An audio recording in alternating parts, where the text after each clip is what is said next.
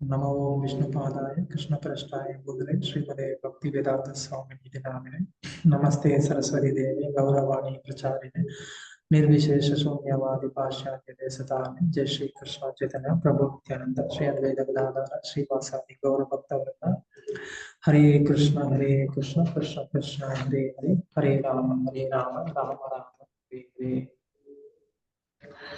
பக்தர்கள் அனைவருக்கும் என்னுடைய பணிவான காலை வணக்கம். அனைவருக்கும் மனமார்ந்த நன்றிகள். இந்த ಭಾಗವತಂ ವகுப்புல ಕಲந்துகிட்டு ಇருக்கு. ಪ್ರಭುಗಳು ಹೇಳ್ತಾ ಇದ್ದಾರೆ ಬೆಳಗ್ಗೆ ಬಂದು ಎಲ್ಲರೂ ಈ ಭಾಗವತ ತರಗತಿಯಲ್ಲಿ ಕ್ಲಾಸ್ ಅಟೆಂಡ್ ಮಾಡ್ತಿರೋದಕ್ಕೆ ಎಲ್ಲರಿಗೂ ಅವ್ರ ಕಡೆಯಿಂದ ಕೃತಜ್ಞತೆಯನ್ನ ತಿಳಿಸ್ತಾ ಇದ್ದಾರೆ, ಮತ್ತೆ ಅವರು ವಂದನೆಗಳನ್ನ ತಿಳಿಸ್ತಿದ್ದಾರೆ. இன்னைக்கு நாம மூன்றாவது ஸ்லோகத்தை பார்க்க போறோம். ಸೊ ಇಂದಿನ ದಿವಸ ನಾವು ಬಂದ್ಬಿಟ್ಟು 3ನೇ ಶ್ಲೋಕವನ್ನ ನೋಡ್ತಾ ಇದೀವಿ. அதுக்கு போறதுக்கு முன்னாடி பிரபுபாதர் அவருடைய புஸ்தகங்களை படிக்கிறதுக்கான முக்கியத்துவத்தை எந்த அளவுக்கு சொல்லியிருக்கிறாருங்கிறத நம்மளும் தெரிஞ்சுக்கணும். அப்படின்னாதான் நமக்கு அந்த இலக்கியங்களை படிக்கணும்னு நமக்கும் ஒரு ஆர்வம். ಸೊ ಇದಕ್ಕಿಂತ ಮುಂಚೆ ಪ್ರಭುಪಾದರ್ ಬಂದ್ಬಿಟ್ಟು ಅವರ ಪುಸ್ತಕಗಳನ್ನ ಯಾಕೆ ಓದ್ಬೇಕು ಅನ್ನೋ ಒಂದು ಮುಖ್ಯತ್ವವನ್ನ ಹೇಳಿದ್ದಾರೆ. ಅದನ್ನ ನಾವು ತಿಳ್ಕೊಳ್ಬೇಕು. ಅವಾಗ್ಲೇ ನಮ್ಗೆ ಇದನ್ನ ಯಾಕೆ ಓದ್ಬೇಕು ಅನ್ನೋ ಒಂದು ಕುತೂಹಲ ಬರುತ್ತೆ. ಸೊ ಪ್ರಭುಪಾದருடைய குரு பக்தி சித்தாந்த சரஸ்வதி ಠಾಕೂರ್ ಅವರು சொல்றாரு. ಸೊ ಪ್ರಭುಪಾದರ ಗುರುಗಳಾದಂತ ಭಕ್ತಿ ಸಿದ್ಧಾಂತ ಸರಸ್ವತಿ ಠಾಕೂರ್ ಅವರು ಹೇಳ್ತಾ ಇದ್ದಾರೆ, அதாவது இந்த பூமியில நமக்கு இப்போ இந்த கலியுகத்துல மிகச்சிறந்த உன்னதமான பக்தர்களை பாக்குறதுக்கு பேசுறதுக்கு நமக்கு சந்தர்ப்பம் ಇಲ್ಲ. ಸೊ ಈಗ ಈ ಭೌತಿಕ ಪ್ರಪಂಚದಲ್ಲಿ ನಮ್ಗೆ ಬಂದ್ಬಿಟ್ಟು ತುಂಬಾ ಉತ್ತೀರ್ಣರಾದಂತ ಉತ್ತಮ ಸ್ಥಿತಿಯಲ್ಲಿ ಇರ್ತಕ್ಕಂಥ ಭಕ್ತರನ್ನ ನೋಡೋದಕ್ಕಾಗ್ಲಿ ಇಲ್ಲ ಅಂದ್ರೆ ಅವ್ರ ಜೊತೆ ಮಾತಾಡೋದಕ್ಕಾಗ್ಲಿ ನಮ್ಗೆ ಅವಕಾಶ ಸಿಗೋದು ತುಂಬಾ ಕಡಿಮೆ, ಸಿಗ್ತಿಲ್ಲ. பட் அந்த மாதிரியான ஒரு பக்தர்களுடைய ஒரு சங்கம் நமக்கு எப்படி கிடைக்கும்? ಸೊ ಹಾಗಾದ್ರೆ ಆ ರೀತಿಯಾದಂತ ಭಕ್ತರ ಸಾಂಗತ್ಯವನ್ನ ನಾವು ಯಾವ ತರ ಪಡ್ಕೊಳ್ಬಹುದು? அந்த மாதிரி பக்தர்களுடைய சங்கம் நமக்கு பாகவதம், சைத்தன்ய சரிதாமிர்தம் போன்ற இலக்கியங்களை நம்ம படிக்கிறதன் மூலமா நமக்கு என்ன ஆகும்? அது மாதிரியான தூய பக்தருடைய சங்கம் நம்ம இந்த புஸ்தகங்களை படிக்கிறது மூலமா நமக்கு கிடைக்கும். ಸೊ ಆ ರೀತಿಯಾದಂತ ಭಕ್ತರ ಸಂಘ ನಮಗೆ ಈ ಪುಸ್ತಕಗಳಲ್ಲಿ ಚೈತನ್ಯ ಚರಿತಾಮೃತ ಆಗ್ಲಿ ಶ್ರೀಮದ್ ಭಾಗವತವನ್ನ ಓದೋದ್ರ ಮುಖಾಂತರವಾಗಿ ನಾವು ಆ ಉತ್ತಮ ಸ್ಥಿತಿಯಲ್ಲಿ ಇರ್ತಕ್ಕಂಥ ಭಕ್ತರ ಸಾಂಗತ್ಯವನ್ನ ಪಡ್ಕೊಳ್ಬಹುದು. அந்த மாதிரி பக்தருடைய ஒரு சங்கத்தை நம்ம எடுத்துக்கும் போது நமக்கு இந்த பௌதிக உலகத்துல பலவிதமான துன்பங்கள் வரலாம். ಸೊ ನಾವು ಆ ರೀತಿಯಾದಂತ ಸಾಂಗತ್ಯವನ್ನ ಪಡ್ಕೊಳ್ಬೇಕಾದ್ರೆ ನಮ್ಗೆ ಬಂದ್ಬಿಟ್ಟು ಈ ಭೌತಿಕ ಪ್ರಪಂಚದಲ್ಲಿ ತುಂಬಾ ರೀತಿಯಾದಂತ கஷ்டங்கள் ಬರ್ಬೋದು. ஆல்ரெடி நமக்கு கஷ்டம் இருக்கு. அந்த கஷ்டத்தெல்லாம் இந்த மாதிரி பக்தருடைய சங்கத்தின் மூலமா நம்மளால என்ன பண்ண முடியும்? ஈஸியா தாண்ட முடியும். ಸೊ ಆಲ್ರೆಡಿ ನಮ್ಮ ಜೀವನದಲ್ಲಿ ಈ ರೀತಿಯಾದಂತ ತೊಂದರೆಗಳು ಇದೆ. ಆದ್ರೆ ಈ ತೊಂದರೆಗಳನ್ನ ನಾವು ಈ ಭಕ್ತರ ಸಾಂಗತ್ಯದ ಮುಖಾಂತರವಾಗಿ ನಾವು ಇದರಿಂದ ತುಂಬಾ ಸುಲಭವಾಗಿ ಹೊರಗಡೆ ಬರ್ಬೋದು. அது மட்டும் இல்லாம பக்தர்கள் அவங்க ரொம்ப தூரத்துல ஆன்மீக உலகத்துல இருக்கிறாங்க, நம்ம பௌதிக உலகத்துல இருக்கிறோம். ஆனா கூட அவங்களோட நமக்கு நேரடியான ஒரு தொடர்பு இந்த இலக்கியத்தின் மூலமா நமக்கு கிடைக்குது. ಆದ್ರೆ ಭಕ್ತರು ಈ ಉತ್ತಮ ಸ್ಥಿತಿಯಲ್ಲಿ ಇರ್ತಕ್ಕಂಥ ಭಕ್ತರು ಎಲ್ಲಿದ್ದಾರೆ ಅಂತಂದ್ರೆ ಆಧ್ಯಾತ್ಮಿಕ ಲೋಕದಲ್ಲಿದ್ದಾರೆ. ನಾವು ಇಲ್ಲಿ ಭೌತಿಕ ಲೋಕದಲ್ಲಿದ್ದೀವಿ. ಆದ್ರೂ ಸಹ ನಮ್ಗೆ ಅವ್ರ ಜೊತೆ ಸಾಂಗತ್ಯ ಹೇಗೆ ಹೊಂದುತ್ತೆ ಅಂತಂದ್ರೆ ಈ ಪುಸ್ತಕಗಳನ್ನ ಓದೋದ್ರ ಮುಖಾಂತರವಾಗಿ ನಾವು ಅವರ ಸಾಂಗತ್ಯವನ್ನ ಪಡ್ಕೊಳ್ಬಹುದು. இப்ப எனக்கு நாரதருடைய சங்கம் வேணும், எப்படி எனக்கு கிடைக்கும்? ಸೊ ಈಗ ಪ್ರಭುಗಳು ಹೇಳ್ತಾ ಇದಾರೆ ಅವ್ರಿಗೆ ನಮ್ಗೆ ಏನು ನಾರದ ಮಹರ್ಷಿಯವರ ಸಂಘ ಬೇಕಾಗಿದೆ. ಅದು ಹೇಗೆ ಸಿಗುತ್ತೆ? ಅವರ ಅಡ್ರೆಸ್ ನಮಗೆ தெரியுமா? ಅವ್ರು ಎಲ್ಲಿದ್ದಾರೆ ಅಂತ ನಮ್ಗೆ ಅಡ್ರೆಸ್ ಗೊತ್ತಾ ಅವರದ್ದು? அவருடைய ஃபோன் நம்பர் தெரியுமா? ಅವ್ರದ್ದು ಫೋನ್ ನಂಬರ್ ಗೊತ್ತಾ ನಮ್ಗೆ? அவருடைய இமெயில் ஐடி தெரியுமா? ಅವ್ರದ್ದು ಇಮೇಲ್ ಐಡಿ ಗೊತ್ತಾ? இது மாதிரி எதுவுமே அவரை பத்தின ஒரு இன்ஃபர்மேஷனே நமக்கு இல்ல. ஆனா கூட அவர் கூட நமக்கு தொடர்பு வச்சுக்கணும்னா எப்படி வச்சுக்க முடியும்? ಸೊ ಈ ರೀತಿಯಾಗಿ ನಮ್ಗೆ ಅವ್ರ ಬಗ್ಗೆ ಇನ್ಫಾರ್ಮೇಶನ್ ಗೊತ್ತಿಲ್ಲ ಏನೂನು. ಹಾಗಾದ್ರೆ ಅವ್ರ ಜೊತೆ ನಾವು ಸಾಂಗತ್ಯವನ್ನ ಪಡ್ಕೊಳ್ಬೇಕು ಅಂತಂದ್ರೆ ಹೇಗೆ ಪಡ್ಕೊಳ್ಬಹುದು? அந்த மாதிரியான தூய பக்தருடைய சங்கத்தை இந்த இலக்கியங்கள் மூலமா நம்மளால என்ன பண்ண முடியும்? அவங்களுடைய சங்கத்தை நம்ம வந்து எடுத்துக்க முடியும். ಸೊ ಆ ರೀತಿಯಾದಂತ ಶುದ್ಧ ಭಕ್ತರ ಸಾಂಗತ್ಯವನ್ನ ನಾವು ಈ ಪುಸ್ತಕದ ಮುಖಾಂತರವಾಗಿ ಪಡ್ಕೊಳ್ಬಹುದು. அது மட்டும் இல்ல, அவங்கள தேடி நம்ம போக தேவையில்ல, நம்மளை தேடி அவங்க வருவாங்க. ಸೊ ಅಷ್ಟು ಮಾತ್ರ ಅಲ್ಲ, ಅವ್ರನ್ನ ಹುಡ್ಕೊಂಡು ನಾವು ಹೋಗ್ಬೇಕಾಗಿಲ್ಲ, ನಮ್ಮನ್ನ ಹುಡ್ಕೊಂಡು ಅವರೇ ಬರ್ತಾರೆ. ம். அதனால யாரும் பயப்படாதீங்க, நாரதர் வந்தாலே சண்டை வருமே, நாரதர் சங்கம் நமக்கு எதுக்கு அப்படின்னு. ಸೊ ಯಾರು ಭಯ ಪಡೋ ಅವಶ್ಯಕತೆ ಇಲ್ಲ. ನಾರದ್ರು ಬಂದ್ರೇನೆ ಏನಾದ್ರೂ ಸಂಕಟ ಬರುತ್ತೆ, ಬಂದ್ರೆ ಏನ್ ಮಾಡೋದು ಅನ್ನೋ ಭಯ ಪಡೋ ಅವಶ್ಯಕತೆ ಇಲ್ಲ. நாரதர் வந்தாருன்னா நமக்கு நன்மை தான் ஏற்படும். ಸೊ ನಾರದ ಮಹರ್ಷಿಗಳು ಬಂದ್ರೆ ನಮ್ಗೆ ಏನಾಗುತ್ತೆ, ಒಳ್ಳೆಯದ್ ಮಾತ್ರ ನಡೆಯುತ್ತೆ. அதனால நமக்கு பகவான் கொடுத்திருக்கக்கூடிய அந்த நேரத்தை நம்ம வந்து என்ன பண்ணணும், சரியான விதத்துல அவரை பத்தி கேட்பதற்கும் படிப்பதற்கும் நம்ம வந்து என்ன பண்ணணும், அந்த நேரத்தை நம்ம வந்து சரியா பயன்படுத்தணும். ಸೊ ಈ ರೀತಿಯಾಗಿ ಭಗವಂತ ಕೊಟ್ಟಿರ್ತಕ್ಕಂಥ ಸಮಯವನ್ನ ನಾವು ಭಕ್ತರ ಬಗ್ಗೆ ಕೇಳೋದಾಗ್ಲಿ, ಇಲ್ಲಾಂದ್ರೆ ಈ ಪುಸ್ತಕಗಳನ್ನ ಓದೋದಕ್ಕೆ ನಾವು ಸರಿಯಾಗಿ ಉಪಯೋಗಿಸ್ಕೊಳ್ಬೇಕು. முக்கியமா கண்டிப்பா புஸ்தகம் படிக்கணும். புஸ்தகம் படிக்கிறதன் மூலமா தான் நமக்கு வந்துட்டு சரியான அந்த ஆன்மீகம் என்னங்கிறத நம்மளால புரிஞ்சுக்க முடியும். ಸೊ ಮುಖ್ಯವಾಗಿ ಇದ್ರಲ್ಲಿ ನಾವು ಪುಸ್ತಕವನ್ನ ಓದ್ಬೇಕು. ಅದನ್ನ ಓದಿದ್ರೆ ಮಾತ್ರ ಆಧ್ಯಾತ್ಮಿಕ ಜೀವನ ಹೇಗಿದೆ ಅಂತ ಹೇಳ್ಬಿಟ್ಟು ನಮ್ಗೆ ಅರ್ಥ ಆಗತ್ತೆ. அப்பதான் ஆச்சாரியர்கள் நமக்காக வந்து பட்ட கஷ்டத்துக்கு வந்து ஒரு அர்த்தம் இருக்கு. அப்போ நமக்கு அவங்களுடைய கருணை நமக்கு கிடைக்கும். ಸೊ ಆವಾಗ್ಲೇ ನಾವು ಪುಸ್ತಕ ಓದುವಾಗ್ಲೇ ನಮ್ಗೆ ಬಂದ್ಬಿಟ್ಟು ಆಚಾರ್ಯರ ಎಷ್ಟು ಕಷ್ಟಪಟ್ಟಿದ್ದಾರೆ ಅದರ ಫಲ ಸಿಗುತ್ತೆ, ಮತ್ತೆ ಅದ್ ಫಲಕ್ಕೆ ಒಂದು ಅರ್ಥ ಇರುತ್ತೆ, ಮತ್ತೆ ನಮ್ಗೂ ಅವರ ಕರುಣೆಯೂ ಸಿಗುತ್ತೆ. அதாவது என்னது, இப்போ நம்மளுடைய வீட்டுல பெரியவங்க வந்துட்டு நமக்கு நல்லா வந்து சொத்து சேர்த்து வச்சிருக்கிறாங்க. அதை நம்ம வந்து கொஞ்சம் கூட வந்து கண்டுக்காம அதை அப்படியே வந்து ವೇಸ್ಟ್ பண்ணிட்டோம்.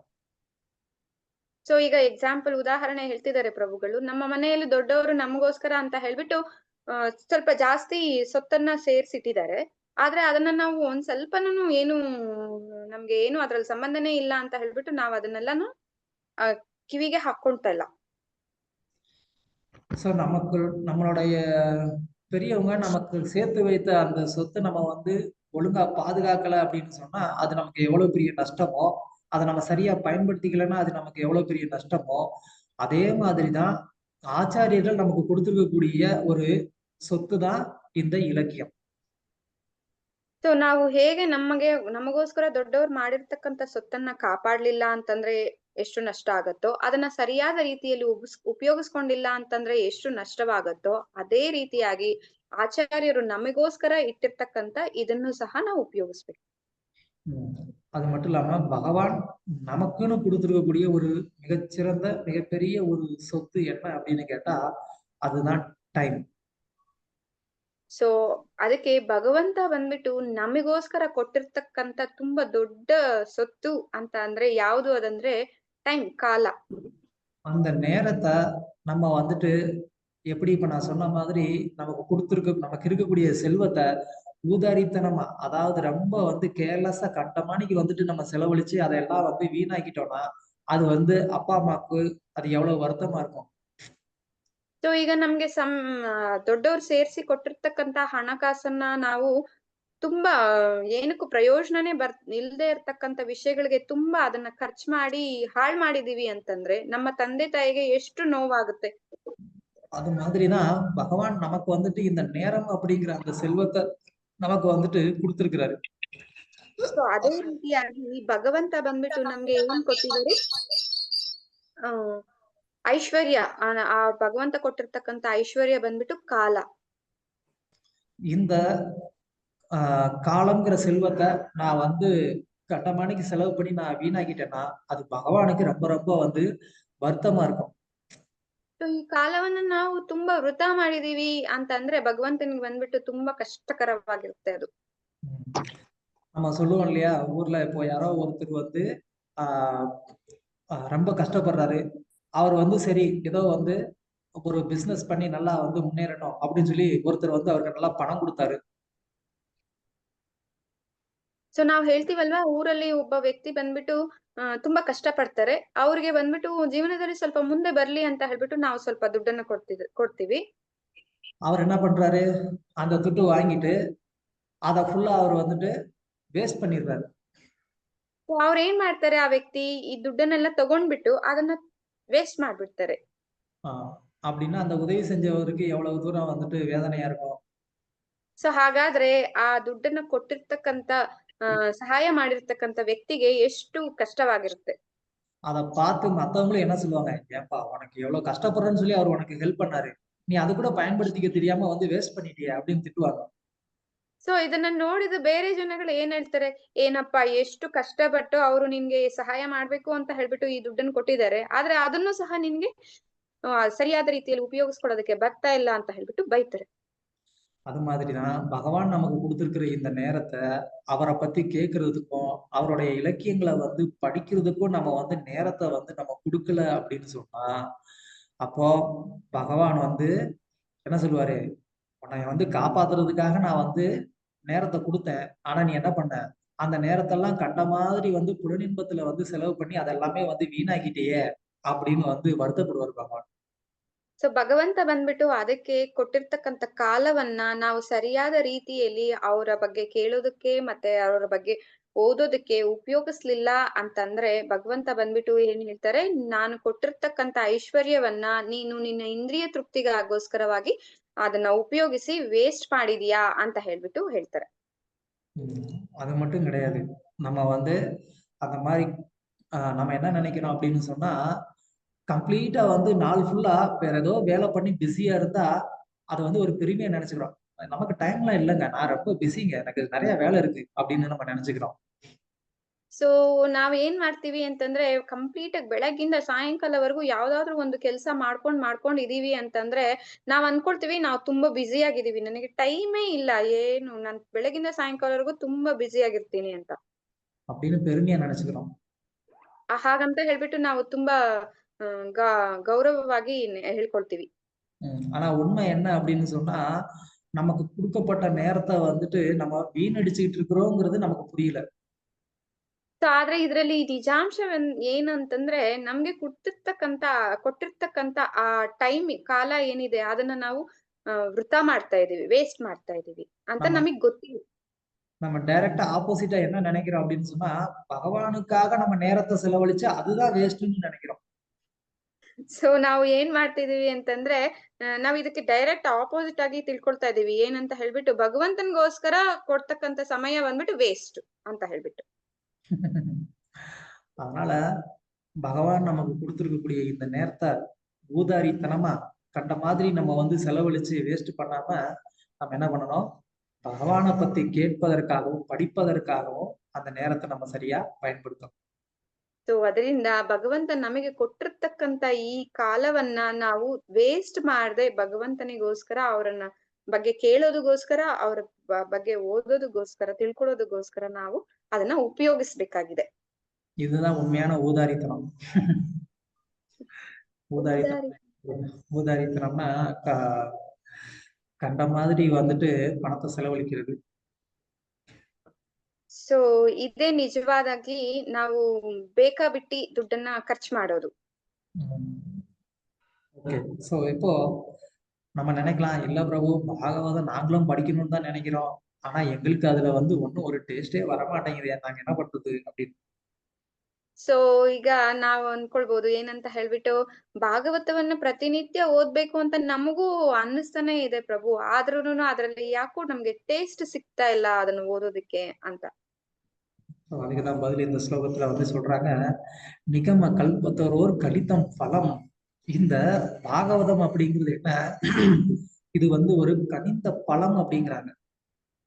ಸೊ ಅದಕ್ಕೆ ಆ ಪ್ರಶ್ನೆಗೆ ಸಮಾಧಾನವಾಗಿ ಈ ಶ್ಲೋಕದಲ್ಲಿ ಹೇಳ್ತಾ ಇದ್ದಾರೆ, ಅದು ನಿಗಮ ಕಲ್ಪ ತರೋ ಗಲಿತ ಫಲಂ ಅಂತಂದ್ರೆ ಭಾಗವತಂ ಅನ್ನೋದು ಬಂದ್ಬಿಟ್ಟು ಒಂದು ಹಣ್ಣಿನ ರೀತಿಯಾಗಿ. சோ நிகம அப்படின்னு சொன்னா என்னன்னா, நிகமம்னா வேதம்னு அர்த்தம்.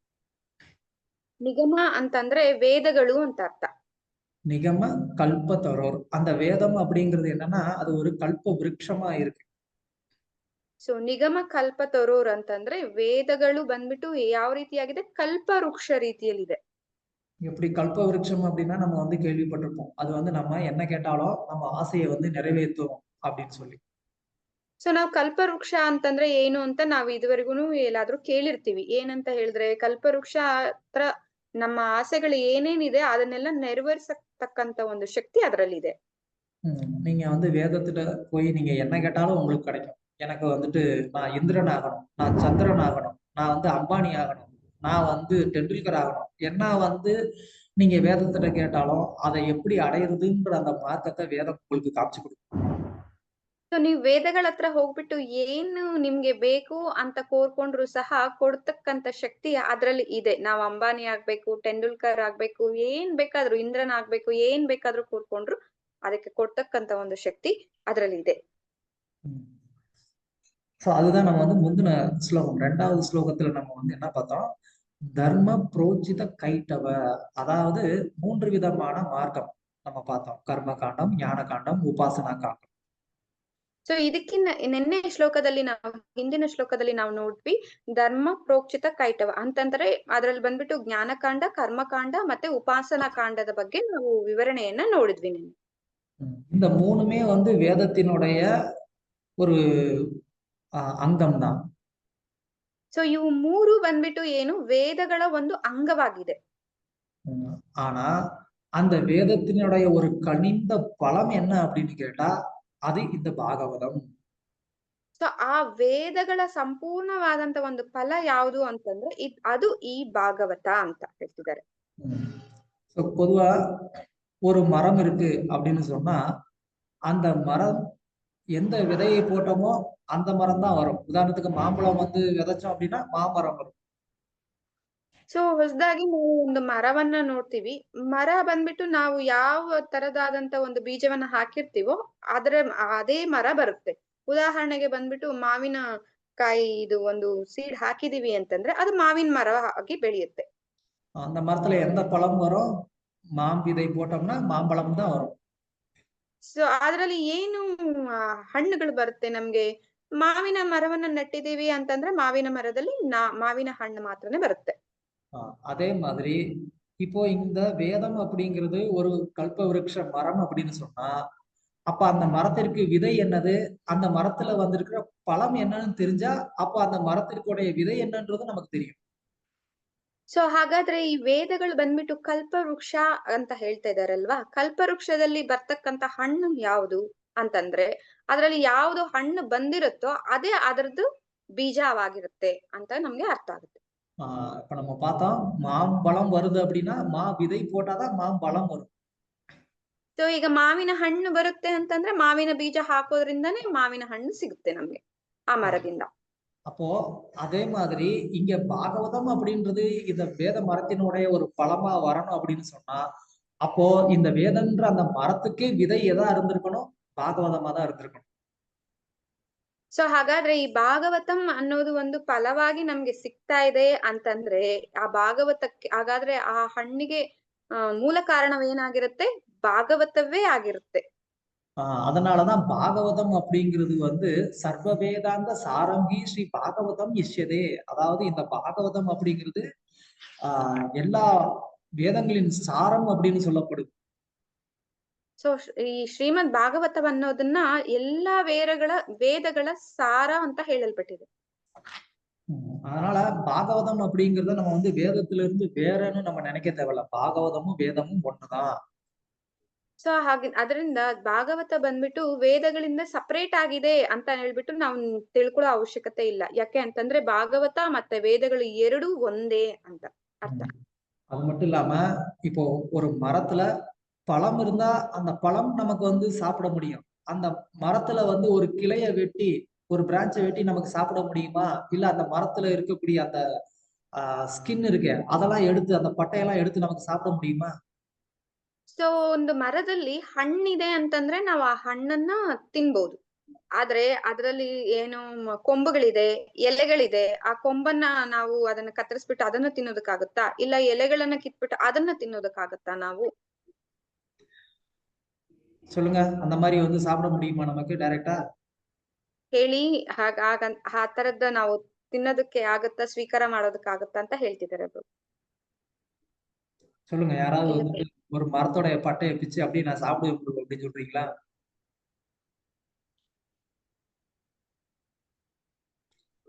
ಹೇಳಿ ம். ಸಮಾಧಾನ. ಹರೇ ಕೃಷ್ಣ. என்ன? முடியாது பிரபு. இல்ல பிரபு, ஆகாது. ஆமா. அப்போ அந்த பழம் அப்படிங்கிறது தான் நம்ம உடலுக்கு வந்து தேவையான ஒண்ணு, ஏத்த ஒண்ணு. அதை அப்படியே டைரக்டா நம்மளால சாப்பிட முடியும். ಸೊ ಅದರಿಂದ ಆ ಹಣ್ಣಿದೆ ಅಲ್ವಾ ಮರದಲ್ಲಿ, ಹಣ್ಣು ಮಾತ್ರ ನಮ್ಮ ದೇಹಕ್ಕೆ ಉಪಯೋಗ ಆಗುವಂತದ್ದು, ಅದನ್ನ ಮಾತ್ರ ನಾವು ಸ್ವೀಕಾರ ಮಾಡೋದಕ್ಕೂ ಸಾಧ್ಯವಾಗುತ್ತೆ. டைரக்டா சாப்பிட முடியும். ಡೈರೆಕ್ಟ್ ಆಗಿ ನಾವು ಸ್ವೀಕಾರ ಮಾಡ್ಬೋದು ಅದನ್ನ. ஆனா அந்த மரப்பட்டையை எப்படி நம்மளால டைரக்டா சாப்பிட முடியாதோ அதே மாதிரிதான் இந்த வேதங்கள்ல வந்து இருக்கக்கூடிய சொல்லப்பட்டிருக்கக்கூடிய அந்த விஷயங்கள்லாம் நம்மளுடைய உடலுக்கோ மனசுக்கோ ஆத்மாக்கோ அது வந்து டைரக்டா பிரயோஜனம் கிடையாது. ಸೊ ಹೇಗೆ ನಾವು ಮರದಲ್ಲಿ ಇರ್ತಕ್ಕಂಥ ಕೊಂಬು ಅಥವಾ ಹೊಟ್ಟೋ ಅದನ್ನ ನಾವು ಡೈರೆಕ್ಟ್ ಆಗಿ ಸ್ವೀಕಾರ ಮಾಡೋದಕ್ ಆಗೋದಿಲ್ವೋ, ಅದೇ ರೀತಿ ಈ ವೇದಗಳಲ್ಲಿ ಹೇಳಿರ್ತಕ್ಕಂಥ ಸಾರಾಂಶ ಬಂದ್ಬಿಟ್ಟು ನಾವು ಡೈರೆಕ್ಟ್ ಆಗಿ ಸ್ವೀಕಾರ ಮಾಡೋದಕ್ಕೆ ಆಗೋದಿಲ್ಲ. அதனாலதான் இங்க வந்து என்ன சொல்லியிருக்கிறாங்க, பிபத்த பாகவதம் ரசம் ஆலயம் அப்படின்னு சொல்றாங்க. இந்த பாகவதம் அப்படிங்கிறது ரசம் ஆலயம் அப்படின்னா அது அப்படியே வந்து ஃபுல்லா ஜூஸ் பேக்கடா இருக்கு. அது வந்து ಸೊ ಅದರಿಂದನೇ ಈ ಶ್ಲೋಕದಲ್ಲಿ ಏನ್ ಹೇಳ್ತಾ ಇದ್ದಾರೆ, ಪಿಬತ ಭಾಗವತಂ ರಸಮಾಲಯಂ ಅಂತ ಅಂದ್ರೆ ಅದು ಭಾಗವತಂ ಅನ್ನೋದು ಬಂದ್ಬಿಟ್ಟು ತುಂಬಾ ಜ್ಯೂಸಿ ಆಗಿದೆ ಅಂತ. ஒரு மட்டையை எடுத்து ஒரு அந்த மரத்துல இருக்கிற ஒரு பட்டையை பிச்சு நம்ம டைரக்டா குடிக்க முடியுமா? குடிக்க முடியாது. ಸೊ ಈಗ ಮರದಲ್ಲಿ ನಾವು ಒಂದು ಏನಾದ್ರೂ ಇದನ್ನ ತೆಗೆದ್ಬಿಟ್ಟು ಕಿತ್ಕೊಂಡು ಹಾಗೆ ಅದನ್ನ ಡೈರೆಕ್ಟ್ ಆಗಿ ಕುಡಿಯೋದಕ್ಕಾಗುತ್ತಾ? ಅದು ಸಾಧ್ಯ ಆಗೋದಿಲ್ಲ. ஒருவேளை இல்ல ப்ரோ, நான் கடிச்சு சாப்பிட முடியும், எனக்கு நல்லா ஸ்ட்ரென்த் இருக்கு அப்படின்னு சொல்லலாம். ஆனா குழந்தைங்க அதனால அதை சாப்பிட முடியுமா? ಸೊ ನಾವ್ ಹೇಳ್ಬೋದು ಯಾರಾದ್ರೂ ಒಬ್ರು, ಇಲ್ಲ ಪ್ರಭು ನಾವ್ ಅದನ್ನ ಕಿತ್ತು ಕಷ್ಟಪಟ್ಟಾದ್ರೂ ತಿನ್ಬಿಡ್ತೀವಿ ಅಂತ ಹೇಳ್ಬಿಟ್ಟು. ಆದ್ರೆ ಚಿಕ್ಕ ಮಕ್ಳು ಇರ್ತಾರಲ್ವಾ, ಅವ್ರ ಕೈಯಲ್ಲಿ ತಿನ್ನೋದಕ್ಕಾಗತ್ತಾ ಅದನ್ನ? வயசானவங்கனால சாப்பிட முடியுமா? ವಯಸ್ಸಾಗಿರುತ್ತಲ್ಲ, ಅವ್ರ ಕೈಯಲ್ಲಿ ಸಾಧ್ಯ ಆಗುತ್ತಾ ಅದು? ஆனா ஒரு ஜூஸ் அப்படின்னு சொன்னா எல்லாருமே குடிக்கலாம். ಆದ್ರೆ ಒಂದು ಜ್ಯೂಸ್ ಆಗಿದೆ ಅಂತಂದ್ರೆ ಅದನ್ನ ಯಾರ್ ಬೇಕಾದ್ರೂ ಕುಡಿಬಹುದು. அதனாலதான் இந்த பாகவதம் அப்படிங்கிறது ஏன் ரசமாலயம் அப்படின்னு சொன்னா, இந்த பாகவதம் சின்ன குழந்தைங்களா இருக்கட்டும், பெரியவங்களா இருக்கட்டும், படிச்சவங்களா இருக்கட்டும், படிக்காதவங்களா இருக்கட்டும், ஏழையா இருக்கட்டும், பணக்காரங்களா இருக்கட்டும், யாருனாலும் இந்த பாகவதத்தை ஈஸியா ஸ்வீகாரம் பண்ணிக்க முடியும். ಸೊ ಈ ಭಾಗವತವನ್ನ ಬಂದ್ಬಿಟ್ಟು ಜ್ಯೂಸ್ ಆಗಿರೋದ್ರಿಂದ ಅದನ್ನ ಬಂದ್ಬಿಟ್ಟು ಚಿಕ್ಕವರಾಗಿರ್ಲಿ, ದೊಡ್ಡವರಾಗಿರ್ಲಿ, ಓದಿರೋರಾಗಿರ್ಲಿ, ಓದಿರೋ ಇರೋರಾಗಿರ್ಲಿ, ಯಾರ್ ಬೇಕಾದ್ರೂ ಇದನ್ನ ಸ್ವೀಕಾರ ಮಾಡ್ಬೋದು. இந்த பாகவதம் வந்து இதுக்கு எந்த ஒரு லிமிட்டேஷனுமே கிடையாது. ஸ்திரீ சூத்திர த்விஜபந்துனா, அதாவது வந்துட்டு ரொம்ப ரொம்ப கீழ்நிலையில இருக்கிறவங்க கூட வந்து என்ன பண்ண முடியும், இந்த பாகவதத்தை ரொம்ப ஈஸியா வந்து அப்ரோச் பண்ண முடியும். ಸೊ ಈ ಭಾಗವತಕ್ಕೆ ಬಂದ್ಬಿಟ್ಟು ಲಿಮಿಟೇಷನ್ನೇ ಇಲ್ಲ, ಯಾರು ಬೇಕಾದ್ರೂ ಇದನ್ನ ಬಂದ್ಬಿಟ್ಟು ಓದ್ಬೋದು, ಇದನ್ನ ಸ್ವೀಕಾರ ಮಾಡ್ಬೋದು. ತುಂಬಾ ಕೆಳಮಟ್ಟದಲ್ಲಿ ಇರ್ತಕ್ಕಂಥ ಜೀವರಾಶಿಯು ಸಹ ಇದನ್ನ ಸ್ವೀಕಾರ ಮಾಡ್ಬೋದು. கலிதம் பழம் அப்படின்னு சொன்னா என்ன அர்த்தம்? கலிதம் அப்படின்னு சொன்னா ரொம்ப கனிஞ்சு இருக்கக்கூடிய ஒரு பழம்னு அர்த்தம். ಗಲಿತಂ ಫಲಂ ಅಂತ ಅಂದ್ರೆ ಏನರ್ಥ ಅಂದ್ರೆ ತುಂಬಾ ಹಣ್ಣಾಗಿರ್ತಕ್ಕಂತ ಒಂದು ಫಲ. அதனால என்ன பிரயோஜனம் அப்படின்னு சொன்னா சாப்பிடுறதுக்கு ரொம்ப ஈஸியா இருக்கும். ಸೊ ಅದರಿಂದ ಏನ್ ಪ್ರಯೋಜನ ಅಂತಂದ್ರೆ ಅದನ್ನ ತಿನ್ನೋದಕ್ಕೆ ತುಂಬಾ ಈಸಿ ಆಗಿರುತ್ತೆ. அது டைஜஷனுக்கு வந்து ப்ராப்ளம் கிடையாது. ಸೊ ಅದು ನಮ್ಮೊಳಗಡೆ ಜೀರ್ಣ ಆಗೋದಕ್ಕೆ ಪ್ರಾಬ್ಲಮ್ ಇಲ್ಲ. அது ಇಮಿಡಿಯೇಟಾ நமக்கு வந்து எனர்ஜி கொடுக்கும். ಅದು ಇಮಿಡಿಯೇಟ್ ಆಗಿ ನಮ್ಗೆ ಏನು ಶಕ್ತಿಯನ್ನು ಸಹ ಕೊಡುತ್ತೆ. அதே மாதிரிதான் பாகவதம் அப்படிங்கிறது படிக்கிறதுக்கு ரொம்ப ஈஸி, புரிஞ்சுக்கிறதுக்கு ரொம்ப ஈஸி, வாழ்க்கையில கடைபிடிக்கிறதுக்கு இன்னும் ஈஸி. ಸೊ ಅದರಿಂದನೇ ಭಾಗವತಂ ಅನ್ನೋದು ಬಂದ್ಬಿಟ್ಟು ಓದೋದಕ್ಕೆ ತುಂಬಾ ಈಸಿ, ಅರ್ಥ ಮಾಡ್ಕೊಳ್ಳೋದಕ್ಕೂ ತುಂಬಾ ಸುಲಭವಾಗಿದೆ, ಹಾಗೆ ನಮ್ಮ ಜೀವನದಲ್ಲಿ ಇದನ್ನ ಅಳವಡಿಸ್ಕೊಳ್ಳೋದಕ್ಕೂ ಸಹ ತುಂಬಾ ಸುಲಭವಾಗಿರುತ್ತೆ. இன்னொன்னு இதை அடையிறதுக்கு கஷ்டப்படணுமா? கிடையாது. அது பழுத்து என்ன ஆகுது, அதுவே கீழே விழுகுது. ಸೊ ಇನ್ನೊಂದೇನು ಅಂತಂದ್ರೆ ಇದನ್ನ ಪಡ್ಕೊಳ್ಬೇಕು ಅಂತಂದ್ರೆ ತುಂಬಾ ಕಷ್ಟ ಆಗತ್ತಾ? ಇಲ್ಲ, ಹಣ್ಣಾಗಿರ್ತಕ್ಕಂಥದ್ದು ಬಂದು ಏನಾಗತ್ತೆ ಮರದಿಂದ ಅದಷ್ಟಕ್ಕೆ ಅದೇ ಕೆಳಗಡೆ ಬೀಳುತ್ತೆ. இப்ப கூட பாருங்க, யாருக்காவது பாகவதம் வேணும்னு சொல்லுங்க, இமீடியட்டா டோர் டெலிவரி வந்து உங்க வீட்டுக்கே வந்துடும் பாகவதம். ಸೊ ಈಗಲೂ ಸಹ ಹೇಳಿ, ಯಾರಾದ್ರೂ ಈಗ ಶ್ರೀಮದ್ ಭಾಗವತ ಬೇಕು ಅಂತ ಕೇಳಿ ಅಷ್ಟೇ, ಇಮ್ಮಿಡಿಯೇಟ್ ಆಗಿ ನಿಮಗೆ ಡೋರ್ ಡೆಲಿವರಿ ಬಂದ್ಬಿಡುತ್ತೆ ಮನೆ ಹತ್ರಕ್ಕೆ. அதுதான் பாகவதம் வந்து கலித பழம். நீங்க வந்து கஷ்டப்படாம உங்களுக்கு ஈஸியா கிடைக்கும். ಸೊ ಅದರಿಂದನೇ ಭಾಗವತ ಬಂದ್ಬಿಟ್ಟು ತುಂಬಾ ಹಣ್ಣಾಗಿರ್ತಕ್ಕಂತ ಒಂದು ಫಲ. ಅದು ಬಂದ್ಬಿಟ್ಟು ತುಂಬಾ ಈಸಿಯಾಗಿ ನಿಮ್ಮ ಕೈಗೆ ಸಿಗುತ್ತೆ. இந்த மாதிரி ரொம்ப ஈஸியா ரொம்ப கனிந்து இருக்கக்கூடிய ஒரு பழம் வந்து ஈஸியா டேமேஜ் ஆகுமே. அப்ப இந்த பாகவதம் வந்து டேமேஜ் ಆಗಲ್ಲயா? ಸೊ ಹಾಗಾದ್ರೆ ತುಂಬಾ ಹಣ್ಣಾಗಿರ್ತಕ್ಕಂತ ಒಂದು ಫಲ ಬಂದ್ಬಿಟ್ಟು ಏನಾಗುತ್ತೆ, ಬೇಗ ಕೆಟ್ಟೋಗುತ್ತೆ. ಹಾಗಾದ್ರೆ ಈ ಭಾಗವತಮ್ದು ಏನು ಕೆಟ್ಟೋಗೋದಿಲ್ವಾ ಅಂತ ಕೇಳ್ಬೋದು. நமக்கு வந்து எக்ஸ்பீரியன்ஸ் இருக்கும் இல்லையா? பழம் வந்து ரொம்ப கனிஞ்சிருச்சுன்னா அதுக்கு மேல ஏதாவது வெயிட் வச்சீங்கன்னா என்ன ஆகும்? அது டேமேஜ் ஆயிடும். ಸೊ ನಮ್ಗೆ ಎಕ್ಸ್ಪೀರಿಯನ್ಸ್ ಇರುತ್ತಲ್ವಾ, ಏನಂತ ಹೇಳ್ಬಿಟ್ಟು ಹಣ್ಣಾಗಿರ್ತಕ್ಕಂಥದ್ದು ಏನಾದ್ರೂ ಒಂದು ಹಣ್ಣು ಇಟ್ಟಿದೀವಿ ಅಂತಂದ್ರೆ ಅದ್ರ ಮೇಲೆ ಏನಾದ್ರೂ ಇಟ್ಟಿದೀವಿ ಅಂದ್ರೆ ಅದು ಏನಾಗುತ್ತೆ, ಹೊಡೆದೋಗುತ್ತೆ. ಇಲ್ಲ ಅಂದ್ರೆ ಅದು ನಾಶ ಆಗುತ್ತೆ. அது மாதிரி இந்த பாகவதங்கிறது ரொம்ப கனிந்த பழம் சொல்றீங்களே பிரபு, இது எதுவும் டேமேஜ் ஆகாமலவா வந்துகிட்டு இருக்கு? ಸೊ ಹಾಗಾದ್ರೆ ಈ ಭಾಗವತ ಬಂದ್ಬಿಟ್ಟು ತುಂಬಾ ಹಣ್ಣಾಗಿರೋದು ಅಂತ ಹೇಳ್ತಾ ಇದೀರಲ್ಲ ಪ್ರಭುಗಳೇ. ಸೊ ಇದು ಬಂದ್ಬಿಟ್ಟು ಏನು ಒಂದ್ ಸ್ವಲ್ಪನೂ ಡ್ಯಾಮೇಜ್ ಆಗ್ದಿರನ ಬರ್ತಾ ಇದೆ? அது வந்து டேமேஜ் ஆகாம தான் வருது. ஏன்னா அந்த பழம் அப்படிங்கிறது குரு பரம்பரா மூலமா நமக்கு வந்துகிட்டு இருக்கு. ಸೊ ಹೌದು, ಇದು ಬಂದ್ಬಿಟ್ಟು ಯಾವುದೇ ರೀತಿಯಾದಂತ ಒಂದು ಡ್ಯಾಮೇಜ್ ಆಗ್ದಿರನೆ ಬರ್ತಾ ಇದೆ. ಯಾಕೆ ಅಂತಂದ್ರೆ ಇದು ಬಂದು ಗುರು ಪರಂಪರೆಯ ಮುಖಾಂತರವಾಗಿ ಬರ್ತಾ ಇದೆ. நமக்கு நம்மளுடைய ஆச்சாரியர் பிரபுபாதர் அந்த குரு பரம்பரா மூலமா அந்த பாகவதத்தை எந்த ஒரு டேமேஜும் இல்லாம நமக்கு வந்துட்டு பர்ஃபெக்டா கொடுத்திருக்கிறாரு.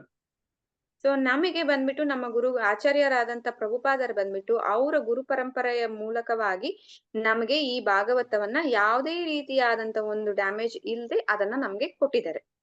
அதுதான் இங்க வந்து என்ன சொல்றாங்க, சுகமுக அமிர்த திரவ சம்யுதம். அதாவது சுகதேவர் யாரு? வியாசருடைய சிஷ்யர் பையன். வியாசர் யாரு? நாரதருடைய சிஷ்யர். நாரதர் யாரு? பிரம்மாவுடைய சிஷ்யர். பிரம்மா யாருகிட்ட இருந்து கேட்டாரு? கிருஷ்ணர்கிட்ட இருந்து கேட்டாரு. சோ இப்ப நமக்கு அந்த பரம்பரால தான் இந்த பாகவதம் கிடைச்சிட்டு இருக்கு. ಸೊ ಈಗ ಇಲ್ಲಿ ಹೇಳಲ್ಪಟ್ಟಿದೆ ಏನಂತ ಹೇಳ್ಬಿಟ್ಟು, ಸುಖದೇವ ಗೋಸ್ವಾಮಿ ಯಾರು? ಅವ್ರು ಬಂದ್ಬಿಟ್ಟು ವ್ಯಾಸದೇವರ ಮಗರು. ವ್ಯಾಸದೇವರು ಯಾರು ಅಂತಂದ್ರೆ ನಾರದ ಮಹರ್ಷಿ ಅವರ ಶಿಷ್ಯರು. ನಾರದ ಮಹರ್ಷಿ ಯಾರು ಅಂತಂದ್ರೆ ಬ್ರಹ್ಮನ ಶಿಷ್ಯರು.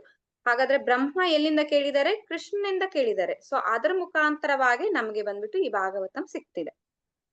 அதனால அந்த சுகதேவ கோஸ்வாமி போன்ற உன்னதமான அந்த பக்தர்களுடைய முகத்துல இருந்து இந்த பாகவதம் வந்ததுனால அந்த பாகவதம் எப்படி இருக்கு? அது அமிர்தமா இருக்கு. ಸೊ ಈ ರೀತಿ ಶುಕದೇವ ಗೋಸ್ವಾಮಿ ಅಂತ ಒಂದು ಉತ್ತಮವಾದಂತ ಭಕ್ತರ ಮುಖಾಂತರವಾಗಿ ಅವ್ರ ಮೂಲಕವಾಗಿ ಅವ್ರ ಬಾಯಿಂದ ಇದು ಭಾಗವತ ಬಂದಿರೋದ್ರಿಂದ ಇದು ಬಂದ್ಬಿಟ್ಟು ತುಂಬಾ ಸುಲಭವಾಗಿದೆ ನಮ್ಗೆ. அமிர்தம். ಇದು ಅಮೃತವಾಗಿದೆ ನಮ್ಗೆ. சோ அமிர்தம் அப்படின்னு சொன்னா அதுக்கு என்ன மீனிங்? மிருதம். மிருதம் அப்படின்னு சொன்னா மரணம். மிருதம் அப்படின்னா மரணத்தை வெல்லக்கூடிய ஒரு தன்மை. ಸೊ ಅಮೃತಂ ಅಂತ ಅಂದ್ರೆ ಏನು ಅರ್ಥ ಅಂತಂದ್ರೆ, ಮೃತಂ ಅಂತ ಅಂದ್ರೆ ಮೃತ್ಯು, ಅಂತ ಅಂದ್ರೆ ಮೃತ್ಯು ಇಲ್ದೇ ಇರ್ತಕ್ಕಂಥದ್ದು, ಅದರಿಂದ ಹೊರಗಡೆ ಬರ್ತಕ್ಕಂಥದ್ದು ಅಂತ ಅರ್ಥ. அப்போ ஜஸ்ட் இந்த பாகவதத்தை கேட்கறதுனாலயே நமக்கு என்ன பெனிஃபிட் கிடைக்குது? அமிர்தம், மரணத்தை வென்ற ஒரு நிலையை நம்மளால அடைய முடியுது. ಸೊ ಈ ಭಾಗವತವನ್ನ ಕೇಳೋದ್ರ ಮುಖಾಂತರವಾಗಿ ನಮಗೆ ಸಿಗ್ತಕ್ಕಂತ ಒಂದು ಲಾಭ ಏನಂತಂದ್ರೆ ಅಮೃತಂ. ಅಮೃತಂ ಅಂತ ಅಂದ್ರೆ ಮರಣವನ್ನ ಜಯಿಸೋ ಅಂತದ್ದು ಸಿಗುತ್ತೆ ನಮ್ಗೆ. இன்னொரு மீனிங் அமிர்தம் அப்படின்னா என்ன அர்த்தம்? அமிர்தம் அப்படின்னு சொன்னா அது வந்து தேவலோகத்துல கிடைக்கக்கூடிய ஒரு ட்ரிங்க். அது வந்து பயங்கரமான ஒரு சுவை மிகுந்தது. அந்த மாதிரி இந்த பாகவதம் கேட்கறதுக்கும் அமிர்தமா இருக்கு. கேட்டதுக்கு அப்புறம் ನಮ್ಮ ದೇಹமும் ಅಮೃತமா ಮಾರಿರುತ್ತೆ. ಸೊ ಇನ್ನೊಂದು ಅರ್ಥವೇನು ಅಂತಂದ್ರೆ ಈ ಅಮೃತಕ್ಕೆ ಬಂದ್ಬಿಟ್ಟು ಇದು ಆ ದೇವಲೋಕದಲ್ಲಿ ಸಿಗ್ತಕ್ಕಂತ ಒಂದು ಪಾನೀಯ. ಇದು ಬಂದ್ಬಿಟ್ಟು ತುಂಬಾ ಸುಗಂಧವಾಗಿ ಇರುತ್ತೆ ಅಂತ ಹೇಳ್ಬಿಟ್ಟು, ಅದರಿಂದನೇ ಈ ಭಾಗವತವನ್ನು ಕೇಳೋದಕ್ಕೂ ಸಹ ತುಂಬಾ ಚೆನ್ನಾಗಿರುತ್ತೆ. ಅದನ್ನ ಕೇಳಿದ ನಂತರನು ಸಹ ನಾವು ಅಮೃತರಾಗ್ತೀವಿ ಅಂತ ಹೇಳ್ಬಿಟ್ಟು. அந்த மாதிரி இந்த பாகவதத்தை கேட்கறதுக்கு நமக்கு எப்ப அமிர்தமா இருக்கும் அப்படின்னு சொன்னா தூய பக்தர்கள்ட்ட இருந்து கேட்கும் போதுதான். ಸೊ ಈ ರೀತಿ ಈ ಭಾಗವತವನ್ನ ಕೇಳಿಸ್ಕೊಳ್ಳೋದಕ್ಕೆ ಯಾವಾಗ ನಮ್ಗೆ ಇದು ಅಮೃತವಾಗಿದೆ ಅಂತ ಅನ್ಸುತ್ತೆ ಅಂತಂದ್ರೆ ಇದು ತುಂಬಾ ಶುದ್ಧಿ ಆಗಿರ್ತಕ್ಕಂಥ ಭಕ್ತರ ಮುಖಾಂತರವಾಗಿ ನಾವು ಕೇಳುವಾಗ. இல்ல அப்படின்னா அது என்னவா மாறிடும் அப்படின்னா பாகவதத்துல வந்து சொல்றாங்க, அவைஷ்ணவோ முகோத்கீர்ணம் பூதம் ஹரிகதாமிருதம் ஸ்ரவணம் நைவ கர்த்தவியம் சர்ப்போச்சிஷ்டம் யதாபய.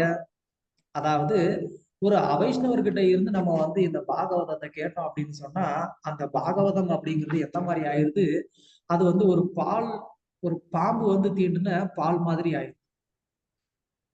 ಸೊ ಈ ಭಾಗವತ ಬಂದ್ಬಿಟ್ಟು ನಾವು ಶುದ್ಧ ಭಕ್ತರಿಂದ ಕೇಳ್ಬೇಕು. ನಾವು ಶುದ್ಧ ಭಕ್ತರಿಂದ ಕೇಳಲಿಲ್ಲ, ಅವೈಷ್ಣವರಿಂದ ಕೇಳ್ತಾ ಇದೀವಿ ಇದು ಅಂತಂದ್ರೆ ಭಾಗವತದಲ್ಲಿ ಹೇಳ್ತಾ ಇದ್ದಾರೆ ಏನಂತ ಹೇಳಿ, ಒಂದು ಹಾಲ್ ಇಟ್ಟಿರ್ತೀವಿ, ಹಾಲಲ್ಲಿ ಬಂದ್ಬಿಟ್ಟು ಹಾವು ಏನಾದ್ರೂ ವಿಷ ಬಿಟ್ರೆ ಹೇಗಾಗುತ್ತೆ ಆ ರೀತಿ ಇದು ಪಾಯ್ಸನ್ ಆಗುತ್ತೆ ಅಂತ ಹೇಳ್ತಿದ್ದಾರೆ. சோ அதனாலதான் இங்க வந்து சுகமுகா அமிர்த திரவ அப்படின்னு சொல்லியிருக்காங்க. அப்படின்னா சுகர் போன்ற தூய பக்தர்கள்ட்ட இருந்து கேட்கும் போதுதான் அந்த பாகவதம் அமிர்தமா இருக்கும். ಸೊ ಅದ್ರಿಂದನೇ ಇಲ್ಲಿ ಹೇಳ್ತಾ ಇದ್ದಾರೆ, ನಾವು ಬಂದ್ಬಿಟ್ಟು ಉತ್ತಮವಾದಂತ ಒಬ್ಬ ಭಕ್ತರ ಮುಖಾಂತರವಾಗಿ ಈ ಭಾಗವತವನ್ನ ಕೇಳ್ಬೇಕು ಅಂತ ಹೇಳ್ಬಿಟ್ಟು, ಅವಾಗ್ಲೇ ಅದು ಅಮೃತವಾಗುತ್ತೆ ಅಂತ. அடுத்து என்ன சொல்றாங்க, திரவ சம்யுதம்.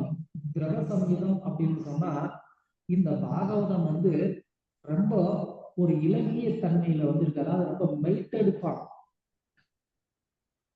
ಸೊ ಗ್ರಹ ತನ್ಮಿದ ಅಂತಂದ್ರೆ ಭಾಗವತ ಬಂದ್ಬಿಟ್ಟು ತುಂಬಾ ಈಸಿಯಾಗಿ ಕರಗತಕ್ಕಂತ ಒಂದು ಫಾರ್ಮೇಶನ್ ಅಲ್ಲಿ ಬಂದಿದೆ. மெல்டெட் ஃபார்ம் அப்படின்னா என்ன அர்த்தம், இந்த பாகவதத்தை கேட்க கேட்க நம்மளுடைய ஹிருதயம் அது மாதிரி திரவ சம்யுதமா மாறும். ಸೊ ಹಾಗಂದ್ರೆ ಏನರ್ಥ ಅಂತಂದ್ರೆ, ನಾವು ಈ ಭಾಗವತವನ್ನ ಕೇಳ್ತಾ ಕೇಳ್ತಾ ಕೇಳ್ತಾ ಕೇಳ್ತಾ ನಮ್ಮ ಹೃದಯವೂ ಸಹ ತುಂಬಾ ಈಸಿಯಾಗಿ ಮೆಲ್ಟ್ ಆಗುವಂತ ಒಂದು ಫಾರ್ಮ್ಗೆ ಬರುತ್ತೆ ಅಂತ. யாருடைய நம்ம எல்லாரும் வந்து என்ன சொல்றோம், பகவானை வந்து கல்லுன்னு சொல்லிட்டு இருக்காங்க ஆளுங்க. ಸೊ ಜನಗಳೆಲ್ಲ ಏನ್ ಹೇಳ್ತಾ ಇರ್ತಾರೆ ಅಂತಂದ್ರೆ, ಭಗವಂತ ಬಂದ್ಬಿಟ್ಟು ಕಲ್ಲು ಕಲ್ಲು ಕಲ್ಲು ಅಂತ ಹೇಳ್ತಾರೆ. பகவான் கல்லு கிடையாது, நம்ம மனசு கல்லு மாதிரி இருக்கிறதுனால அவர் கல்லா மாறிட்டாரு. ಸೊ ಆದ್ರೆ ಭಗವಂತ ಬಂದ್ಬಿಟ್ಟು ಕಲ್ಲಲ್ಲ, ನಮ್ಮ ಹೃದಯ ಬಂದ್ಬಿಟ್ಟು ಕಲ್ಲಿನ ತರ ಚೇಂಜ್ ಆಗಿದೆ, ಅದರಿಂದ ಭಗವಂತ ನಮಗೆ ಕಲ್ಲಿನ ತರ ಕಾಣ್ತಿದ್ದಾರೆ. ஏன் நம்மளுடைய ஹிருதயம் கல்லுன்னு சொல்லணும்? ಸೊ ಯಾಕೆ ನಾವು ನಮ್ಮ ಹೃದಯವನ್ನ ಕಲ್ಲು ಅಂತ ಹೇಳ್ಬೋದು? பொதுவா யாரையாவது பார்த்து நம்ம ஏன் ரொம்ப கல் மனசுக்காரர் இருப்பா அவரு அப்படின்னு சொல்றது எதுக்கு சொல்றோம்? ಸೊ ನಾವು ಹೊಸದಾಗಿ ಯಾರನ್ನಾದ್ರೂ ನೋಡಿದೀವಿ ಅಂತಂದ್ರೆ ನಾವ್ ಹೇಳ್ತೀವಿ, ಅಪ್ಪ ಅವರು ಹೃದಯ ಕರ್ಗದೇ ಇಲ್ಲ, ಕಲ್ ತರ ಇದೆ ಅಂತ ಹೇಳ್ಬಿಟ್ಟು. ಯಾಕೆ ಹೇಳ್ತೀವಿ? சொல்லுங்க, ஏதாவது ஒரு உதாரணம் சொல்லுங்க, எதுக்கு ஒருத்தரோட இதயம் கல் மாதிரி இருக்குன்னு சொல்றோம்? ಸೊ ಯಾರಾದ್ರೂ ಉದಾಹರಣೆ ಹೇಳಿ ಇಲ್ಲಿ, ಯಾಕೆ ನಾವು ಒಬ್ರ ಹೃದಯ ಬಂದ್ಬಿಟ್ಟು ಕಲ್ಲಿನ ತರ ಇದೆ ಅಂತ ಹೇಳ್ತೀವಿ? இரக்க குணம் இல்லை என்பதால் அவர்களை கல் போன்ற இதயம் சொல்கிறோம் பிரபு. ஓகே, கருணை.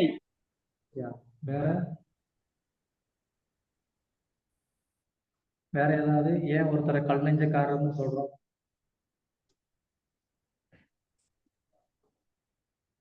ప్రభు మనమేమన్నా చెప్తున్నాను వాళ్ళు మనసు కరగలే ప్రభు, దానికి వాళ్ళు ఎంత దీనిగా ఉంటారు అనేసి ఆవిడు అట్లా అనుకుంటాం ప్రభు.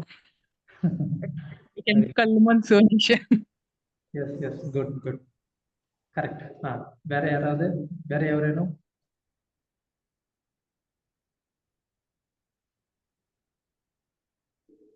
ಬೇರೆ ಯಾರಾದ್ರೂ?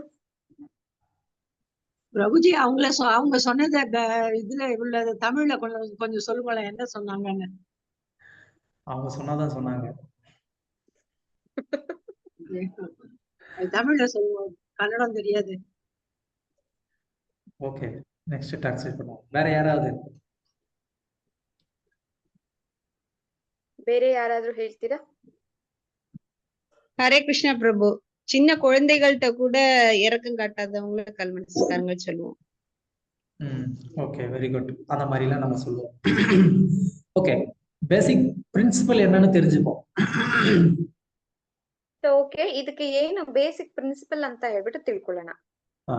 அதாவது இப்ப நம்ம சொன்ன விஷயம் எல்லாமே வந்துட்டு ஒரு அடிப்படை குணம். ಸೊ ಈಗ ನಾವ್ ಹೇಳಿರ್ತಕ್ಕಂಥ ವಿಷಯ ಎಲ್ಲ ಏನು ಅಂತಂದ್ರೆ ಒಂದು அடிப்பாய குண. அதாவது ஒருத்தர்கிட்ட இரக்கமா இருக்கணும், குழந்தைங்ககிட்ட கூட வந்து கருணை வரலைன்னா கல் மனசு, இதெல்லாமே வந்து என்ன ஒருத்தர்கிட்ட நம்ம எதிர்பார்க்கக்கூடிய ஒரு அடிப்படை குணம். ಸೊ ಒಬ್ರತ್ರ ಕರುಣೆಯಿಂದ ಇರ್ಬೇಕು. ಮಕ್ಕಳನ್ನ ನೋಡಿದ್ರು ಸಹ ಕರಗ್ತಾ ಇಲ್ಲ ಅಂತಂದ್ರೆ ನಾವ್ ಒಬ್ರತ್ರ ನೋಡ್ತಿರ್ತಕ್ಕಂತ ಒಂದು ಅಡಿಪಾಯದ ಗುಣ ಇದು. இப்போ ஒரு அப்பா அம்மா வந்து கஷ்டப்பட்டு குழந்தைங்களை வளர்த்து பெரிய ஆள் ஆக்கியிருப்பாங்க. பெரிய ஆள் ஆனதுக்கு அப்புறம் அவங்க வந்துட்டு அப்பா அம்மா கடைசியில சாப்பாடு போடல அப்படின்னா வந்து என்ன சொல்லுவோம், வளர்த்து ஆளாக்குனவங்களுக்கு இப்படி கடைசியில சாப்பாடு கூட போடாத அளவுக்கு இருக்கிறானே, என்ன ஒரு கல் மனசு அவனுக்கு அப்படின்னு சொல்லுவோம். ಸೊ ಈಗ ನಾವು ಆ ತಂದೆ ತಾಯಿ ಆಗಿರ್ತಕ್ಕಂಥವ್ರು ಒಂದ್ ಮಗುವನ್ನ ಬೆಳೆಸ್ತೀವಿ, ದೊಡ್ಡವ್ರ ಮಾಡ್ತೀವಿ. ಆದ್ರೆ ಕಡೆ ಕಾಲದಲ್ಲಿ ಅವ್ರ ಏನ್ ಮಾಡ್ತಾರೆ, ಊಟ ಹಾಕೋದಿಲ್ಲ. ಆದ್ರೆ ಅವ್ರನ್ನ ನೋಡಿ ಹೇಳ್ತಾರೆ ಏನಂತ ಹೇಳ್ಬಿಟ್ಟು, ಇಷ್ಟೆಲ್ಲಾ ದೊಡ್ಡವ್ರು ಮಾಡಿದಾರೆ, ಆದ್ರೆ ಅವ್ರ ಅಪ್ಪ ತಂದೆ ತಾಯಿಗೆನೆ ಊಟ ಹಾಕ್ತಾ ಇಲ್ಲ, ಎಂತ ಒಂದು ಕಲ್ಮನ್ಸಿರೋರಪ್ಪ ಇವ್ರು ಅಂತ. சோ இதெல்லாம் வந்து ஒரு அடிப்படையான ஒரு குணம். இது எப்ப நம்ம வந்து வெளிப்படுத்தலையோ அப்ப நம்ம வந்து கல் மனசுக்காரங்கன்னு சொல்லுவோம். ಸೊ ಇದು ಬಂದ್ಬಿಟ್ಟು ಒಂದು ಅಡಿಪಾಯವಾದಂತ ಒಂದು ಗುಣಗಳು. ಇದನ್ನ ನಾವು ಯಾವಾಗ ಇದನ್ನ ಹೊರಗಡೆ ತರೋದಿಲ್ವೋ ಆಗ ನಮ್ಮನ್ನ ನಾವು ಕಲ್ಲು ಮನಸ್ಸಿನಿಂದ ಇದೀವಿ ಅಂತ ಹೇಳ್ತಾರೆ. இப்போ உண்மையில பார்க்க போனா நம்ம எல்லாரும் தான் கல் மனசுக்காரங்க. ಈಗ ನಿಜವಾಗಿ ನೋಡ್ಬೇಕು ಅಂತಂದ್ರೆ ನಾವು ಎಲ್ಲರೂ ಸಹ ಕಲ್ಲಿನ ಅಂತಹ ಮನಸ್ಸು ಇರ್ತಕ್ಕಂಥವ್ರೆ. ஏன் கல் மனசுக்காரங்க அப்படின்னு சொன்னா, பகவான் வந்து நமக்கு நம்மளுடைய ஹிருதயத்துல பக்கத்துல உட்காந்துக்கிட்டு என்ன பண்றாரு, எப்படியாவது என்கிட்ட திரும்ப வந்துரு, நல்ல காரியம் பண்ணு, தப்பு பண்ணாத அப்படின்னு சொல்லி என்ன பண்றாரு, நமக்கு இந்த மாதிரி நல்ல தேகத்தை கொடுத்து, நல்ல வசதி கொடுத்து, எல்லாமே கொடுத்து என்ன பண்றாரு, தயவு செய்து நீ எனக்கு பக்தி பண்ணு, என்கிட்ட வந்துருன்னு நான் வந்து சொல்லிட்டு இருக்கிறாரு.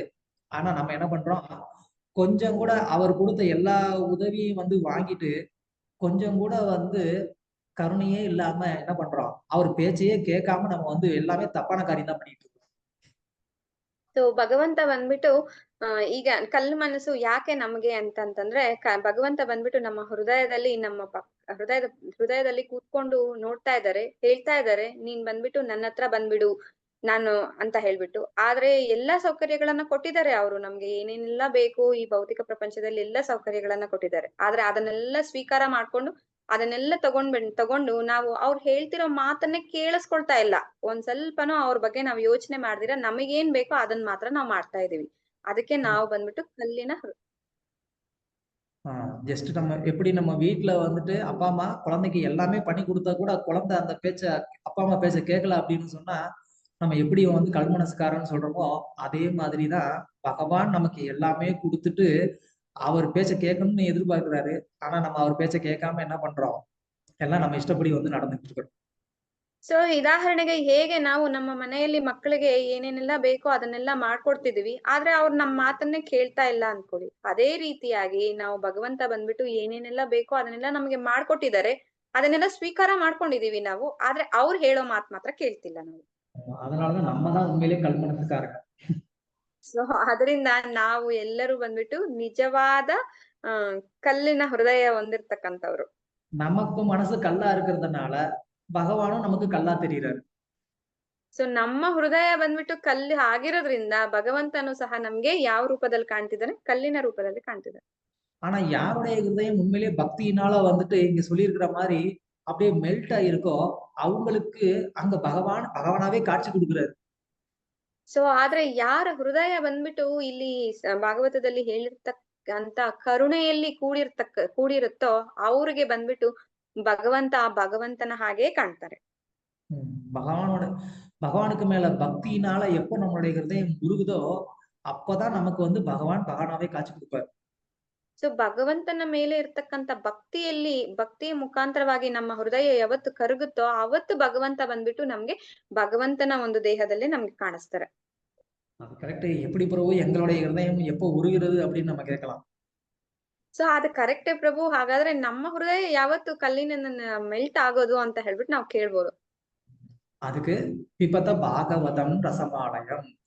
எப்படி வந்து ஒரு நெருப்போட சேர்ந்த ஒரு பொருள் அதுவும் எப்படி நெருப்பா மாறுதோ அதே மாதிரிதான் இந்த ரசமாலயத்தோட நம்ம வந்து தொடர்பு வைக்கும் போது என்ன ஆகுது, நம்மளுடைய ஹிருதயத்திலையும் அந்த நம்மளுடைய ஹிருதயம் வந்து ரசமாலயமா மாறுது, அதுவும் வந்துட்டு மெல்ட் ஆகுது. ಸೊ ಹೇಗೆ ಇದ್ರಲ್ಲಿ ಹೇಳ್ತಾ ಇದ್ದಾರೆ ಏನಂತ ಹೇಳ್ಬಿಟ್ಟು, ಹೇಗೆ ಒಂದು ಬೆಂಕಿಯಲ್ಲಿ ಸೇರಿರ್ತಕ್ಕಂತ ಒಂದು ಬೆಂಕಿಯಾಗೆ ಮಾರಲ್ಪಟ್ಟತ್ತೋ, ಅದೇ ರೀತಿಯಾಗಿ ನಾವು ಈ ಭಾಗವತದಲ್ಲಿ ಕಂಟಿನ್ಯೂಸ್ ಆಗಿ ನಾವು ಇದರ ಸಾಂಗತ್ಯವನ್ನ ಪಡ್ಕೊಳ್ತಾ ಇದ್ರೆ ನಮ್ಮ ಹೃದಯವು ಸಹ ಇದೇ ತರ ಮಾರಲ್ಪಡುತ್ತೆ ಅಂತ. நம்மளுடைய ஹிருதயம் எப்ப மெல்ட் ஆகும், இந்த பாகவதத்தை கான்ஸ்டன்டா நம்ம வந்து பிடிச்சுக்கிட்டு இருக்கணும். ಸೊ ನಮ್ಮ ಹೃದಯ ಯಾವತ್ತು ಕರಗುತ್ತೆ ಅಂತಂದ್ರೆ ಈ ಭಾಗವತವನ್ನ ನಾವು ಕಾನ್ಸ್ಟೆಂಟ್ ಆಗಿ ಯಾವಾಗ್ಲೂ ನಿತ್ಯವಾಗಿ ನಾವು ಇಟ್ಕೊಂಡಿರ್ಬೇಕು, ಓದ್ತಿರ್ಬೇಕು. அந்த மாதிரி வந்து கேக்குறதுனால நமக்கு வந்துட்டு 3 பெனிஃபிட் வந்து கிடைக்குது. ಸೊ ಈ ರೀತಿಯಾಗಿ ಕೇಳೋದ್ರಿಂದ ನಮ್ಗೆ 3 ರೀತಿಯಾದಂತ ಒಂದು ಉಪಯೋಗಗಳಿದೆ. ஒண்ணு வந்து சம்யுதம் அப்படின்னு சொன்னா நமக்கு ஒரு ಕಂಪ್ಲೀಟ್ನೆಸ್ வந்து கிடைக்குது. ಸೊ ಮೊದಲನೆಯದಾಗಿ ಸಂಯುತಂ ಅಂತಂದ್ರೆ ನಮ್ಗೆ ಸಂಪೂರ್ಣ ತತ್ವ ಒಂದು ಸಿಗುತ್ತೆ. அதுக்கப்புறமா ரசம் ஆலயம், நமக்கு வந்துட்டு என்ன ஆகுது, நம்மளுடைய ஹிருதயத்துக்குள்ள அந்த பகவானுக்கு மீதான அந்த பிரேமை வருது. ಸೊ ಎರಡನೇದ್ ಬಂದ್ಬಿಟ್ಟು ರಸಂ ಆಲಯಂ ಅಂತಂದ್ರೆ ನಮ್ಮ ಹೃದಯದಲ್ಲಿ ಭಗವಂತನ ಮೇಲೆ ನಮ್ಗೆ ಪ್ರೀತಿ ಬೆಳೆಯುತ್ತೆ. ஆலயம் அப்படின்னு சொன்னா அந்த பிரேமையிலேயே ஆழ்ந்து இருக்கிறது, ಲಯಿச்சு இருக்கிறது. ಸೊ ಆಲಯಂ ಅಂತ ಅಂದ್ರೆ ಆ ಪ್ರೀತಿಯಲ್ಲೇ ತುಂಬಾ ಆಳವಾಗಿ ಇರೋದು, ಅದರಲ್ಲೇ ತೇಲಾಡ್ತಿರೋದು. அடுத்தது முகுர் அப்படின்னு சொன்னா அதுக்கப்புறம் நமக்கு இதை வந்து ஸ்டாப் பண்றதுக்கே வாய்ப்பே கிடையாது. ಮೂರನೇದ್ ಬಂದ್ಬಿಟ್ಟು ಮುಹುರಹೋ ಅಂತಂದ್ರೆ ಇದಾದ್ಮೇಲೆ ಇದನ್ನ ನಾವು ಸ್ಟಾಪ್ ಮಾಡೋದಕ್ಕೆ ಆಗೋದಿಲ್ಲ, ನಿಲ್ಲಿಸೋದಕ್ಕೆ ಆಗೋದಿಲ್ಲ ಇದನ್ನ. சோ இந்த மாதிரி விபத்த பாகவதம், இந்த பாகவதத்தை சுகமுகா, அதாவது தூய பக்தர்கள்ட்ட இருந்து நம்ம கேட்டு பருகும் போது நம்மளுடைய ஹிருதயம் வந்து மெல்ட் ஆகுது. அதனால 3 பெனிஃபிட் கிடைக்குது. ಸೊ ಇದರಿಂದ ನಾವು ಬಂದ್ಬಿಟ್ಟು ಈ ಭಾಗವತವನ್ನ ಶುದ್ಧ ಭಕ್ತರ ಮುಖಾಂತರವಾಗಿ ಕೇಳೋದ್ರ ಮೂಲಕ ನಮ್ಮ ಜೀವನದಲ್ಲಿ ನಮ್ಗೆ 3 ರೀತಿಯಾದಂತ ಉಪಯೋಗಗಳು ಸಿಗುತ್ತೆ. ஒண்ணு, நம்மளுடைய வாழ்க்கையில கம்ப்ளீட்னஸ், ரொம்ப ஒரு திருப்தி, பூர்ணத்துவம் நமக்கு வந்து கிடைக்குது. ಮೊದಲನೆಯದಾಗಿ ನಮ್ಗೆ ಏನ್ ಸಿಗುತ್ತೆ, ಸಂಪೂರ್ಣತ್ವ ಸಿಗುತ್ತೆ, ತುಂಬಾ ತೃಪ್ತಿ ಸಿಗುತ್ತೆ, ಒಂದು ಕಂಪ್ಲೀಟ್ನೆಸ್ ಸಿಗುತ್ತೆ ನಮ್ಮ ಜೀವನದಲ್ಲಿ. அப்புறம் ரசம் ஆலயம், அந்த பகவானுக்கு மீதான அந்த பிரேமையில நம்ம ஆழ்ந்து இருக்க முடியும். ಸೊ ಅದಾದ್ಮೇಲೆ ನೆಕ್ಸ್ಟ್ ಬಂದ್ಬಿಟ್ಟು ನಾವು ಭಗವಂತನ ಮೇಲೆ ಇರ್ತಕ್ಕಂತ ಒಂದು ಪ್ರೀತಿಯಲ್ಲಿ ನಾವು ತುಂಬಾ ಆಳವಾಗಿ ಭಗವಂತನ ಮೇಲೆ ನಮ್ಮ ಪ್ರೀತಿ ಬೆಳೆಸ್ಕೊಳ್ತೀವಿ, ಸಿಗುತ್ತೆ ಅದು. அதுக்கப்புறமா நம்ம இந்த பாகவதம் படிக்கிறத கேட்கறத நம்மளால நிறுத்தவே முடியாது. ಸೊ ಇದೆರಡು ಸಿಕ್ಕಿದೆ ಅಂತಂದ್ರೆ ನಮ್ಗೆ ಈ ಭಾಗವತವನ್ನ, ಮೂರನೆಯದಾಗಿ ಈ ಭಾಗವತವನ್ನ ಓದೋದಾಗ್ಲಿ ಕೇಳಿಸ್ಕೊಳ್ಳೋದಾಗ್ಲಿ ನಾವು ಸ್ಟಾಪ್ ಮಾಡೋದೇ ಇಲ್ಲ. அகோ அப்படின்னு சொன்னா பயங்கரமான ஒரு ஆச்சரியம். என்ன ஆச்சரியம்?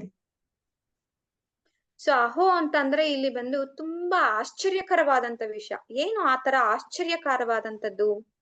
ஏன்னா ஜஸ்ட் ஒரு லிட்ரேச்சர், ஒரு இலக்கியம் எப்படி ஒருத்தருக்கு இந்த ஒரு உன்னதமான ஒரு நிலையை வந்து கொடுக்க முடியும்? ಯಾಕೆ ಅಂತಂದ್ರೆ ಜಸ್ಟ್ ಒಂದು ಲಿಟ್ರೇಚರ್, ಒಂದು ಪುಸ್ತಕ ಹೇಗೆ ಈ ರೀತಿಯಾದಂತ ಒಂದು ಉನ್ನತ ಸ್ಥಿತಿಯನ್ನ ತಲುಪಿಸುತ್ತೆ? அதுவும் புவி அப்படின்னு சொன்னா இந்த பூமியில இது மாதிரியான ஒரு ஆச்சரியமான அதிசயத்தக்க ஒரு விஷயம் கிடைக்கிறது என்ன ஆச்சரியம்? ಸೊ ಭುವಿ ಅಂತಂದ್ರೆ ಭೂಮಿ, ಈ ಭೂಮಿ ಮೇಲೆ ಬಂದು ಈ ರೀತಿಯಾದಂತ ಒಂದು ಆಶ್ಚರ್ಯಕರವಾದಂತ ಒಂದು ವಿಷಯ ಸಿಗೋದು ಎಷ್ಟೊಂದು ಆಶ್ಚರ್ಯಕರವಾದದ್ದು ಅಂತ. அதனாலதான் இந்த கலியுகத்துல நமக்கு இந்த பாகவதம் இங்க கிடைச்சிருக்கு அப்படிங்கறதே ரொம்ப ரொம்ப ஆச்சரியமான ஒரு விஷயம்.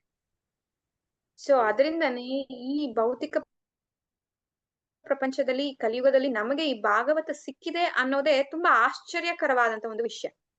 இன்னொன்னு என்னன்னா, சுகதேவ கோஸ்வாமி பரிச்சித் மகாராஜருக்கு இந்த பாகவதத்தை சொல்வதற்காக வந்துகிட்டு இருக்கிறார். ಸೊ ಇನ್ನೊಂದೇನು ಅಂತಂದ್ರೆ ಪರೀಕ್ಷಿತ್ ಮಹಾರಾಜರಿಗೆ ಸುಖದೇವ ಗೋಸ್ವಾಮಿ ಭಾಗವತನ್ನ ಹೇಳೋದಕ್ಕೆ ಅಂತ ಬರ್ತಿದ್ದಾರೆ.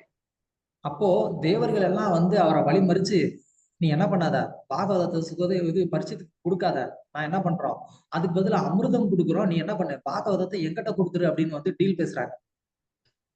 ಸೊ ಆದ್ರೆ ಬರ್ಬೇಕಾದ್ರೆ ದಾರಿಯಲ್ಲಿ ದೇವತೆಗಳೆಲ್ಲ ಬಂದ್ಬಿಟ್ಟು ಅವರನ್ನ ಸ್ಟಾಪ್ ಮಾಡಿ ಕೇಳ್ತಾ ಇದ್ದಾರೆ, ನೀನು ಭಾಗವತವನ್ನ ಪರೀಕ್ಷಿತ್ ಮಹಾರಾಜರಿಗೆ ಕೊಡ್ಬೇಡ, ಅದ್ರ ಬದಲಾಗಿ ನಾವು ಅಮೃತವನ್ನ ಕೊಡ್ತೀವಿ, ಅದನ್ನ ಪರೀಕ್ಷಿತ್ ಮಹಾರಾಜರಿಗೆ ಕೊಡು, ಇದನ್ನ ಭಾಗವತವನ್ನ ನಮ್ಗೆ ಕೊಟ್ಬಿಡು ಅಂತ ಹೇಳ್ಬಿಟ್ಟು ಕೇಳ್ತಿದ್ದಾರೆ. தேவர்களுக்கு அந்த அளவுக்கு பொறாமை, இந்த பூமியில இருக்கிறவங்களுக்கு பாகவதம் கிடைக்கிறதா, வேண்டாம் எங்களுக்கு தான் வேணும் அப்படின்னு சொல்லி அவங்க வந்து நமக்கு கிடைக்க விடாம தடுக்க பார்த்தாங்க. ಸೊ ದೇವತೆಗಳಿಗೆ ಬಂದ್ಬಿಟ್ಟು ಈ ಭೂಮಿಯಲ್ಲಿ ಇರ್ತಕ್ಕಂಥ ಜೀವರಾಶಿಗಳ ಮೇಲೆ ಅಷ್ಟೊಂದು ಅಸೂಯೆ, ಅದು ಅವರು ಹೇಳ್ತಿದ್ದಾರೆ, ಅವ್ರಿಗೆ ಹೋಗ್ಬಿಟ್ಟು ಭಾಗವತ ಸಿಗುತ್ತಾ, ಬೇಡ, ಅದನ್ನ ನಮ್ಮ ಹತ್ರನೇ ಇಟ್ಕೊಳ್ಬೇಕು, ನಮ್ಗೆ ಸಿಗ್ಬೇಕು ಅಂತ ಹೇಳ್ಬಿಟ್ಟು ಅವ್ರನ್ನ ಸ್ಟಾಪ್ ಮಾಡೋದಕ್ಕೆ ಪ್ರಯತ್ನ ಮಾಡ್ತಿದ್ದಾರೆ. ஆனா சுகதேவ கோஸ்வாமியுடைய கருணையினால அவர் ஒரு உன்னதமான பக்தரா இருக்கிறதுனால, என்னைய அமிர்தத்தை வந்து இதுக்கு ஈக்குவலா பேசிக்கிட்டு இருக்கிறீங்க அப்படின்னு சொல்லி அவருக்கு கோபம் வந்துருச்சு. ಸೊ ಆದ್ರೆ ಸುಖದೇವ ಗೋಸ್ವಾಮಿಗಳು ತುಂಬಾ ಉತ್ತೀರ್ಣವಾದಂತ ಒಂದು ಭಕ್ತರ ಆಗಿರೋದ ಕಾರಣವಾಗಿ ಅವರು ಹೇಳ್ತಾರೆ ಏನಂತ ಹೇಳ್ಬಿಟ್ಟು, ಅಮೃತವನ್ನ ಬಂದ್ಬಿಟ್ಟು ಈ ಪುಸ್ತಕಕ್ಕೆ ಈಕ್ವಲ್ ಆಗಿ ಮಾತಾಡ್ತಾ ಇದ್ದೀರವಾ ಅಲ್ವಾ ಅಂತ ಹೇಳ್ಬಿಟ್ಟು ಕೇಳ್ತಾರೆ.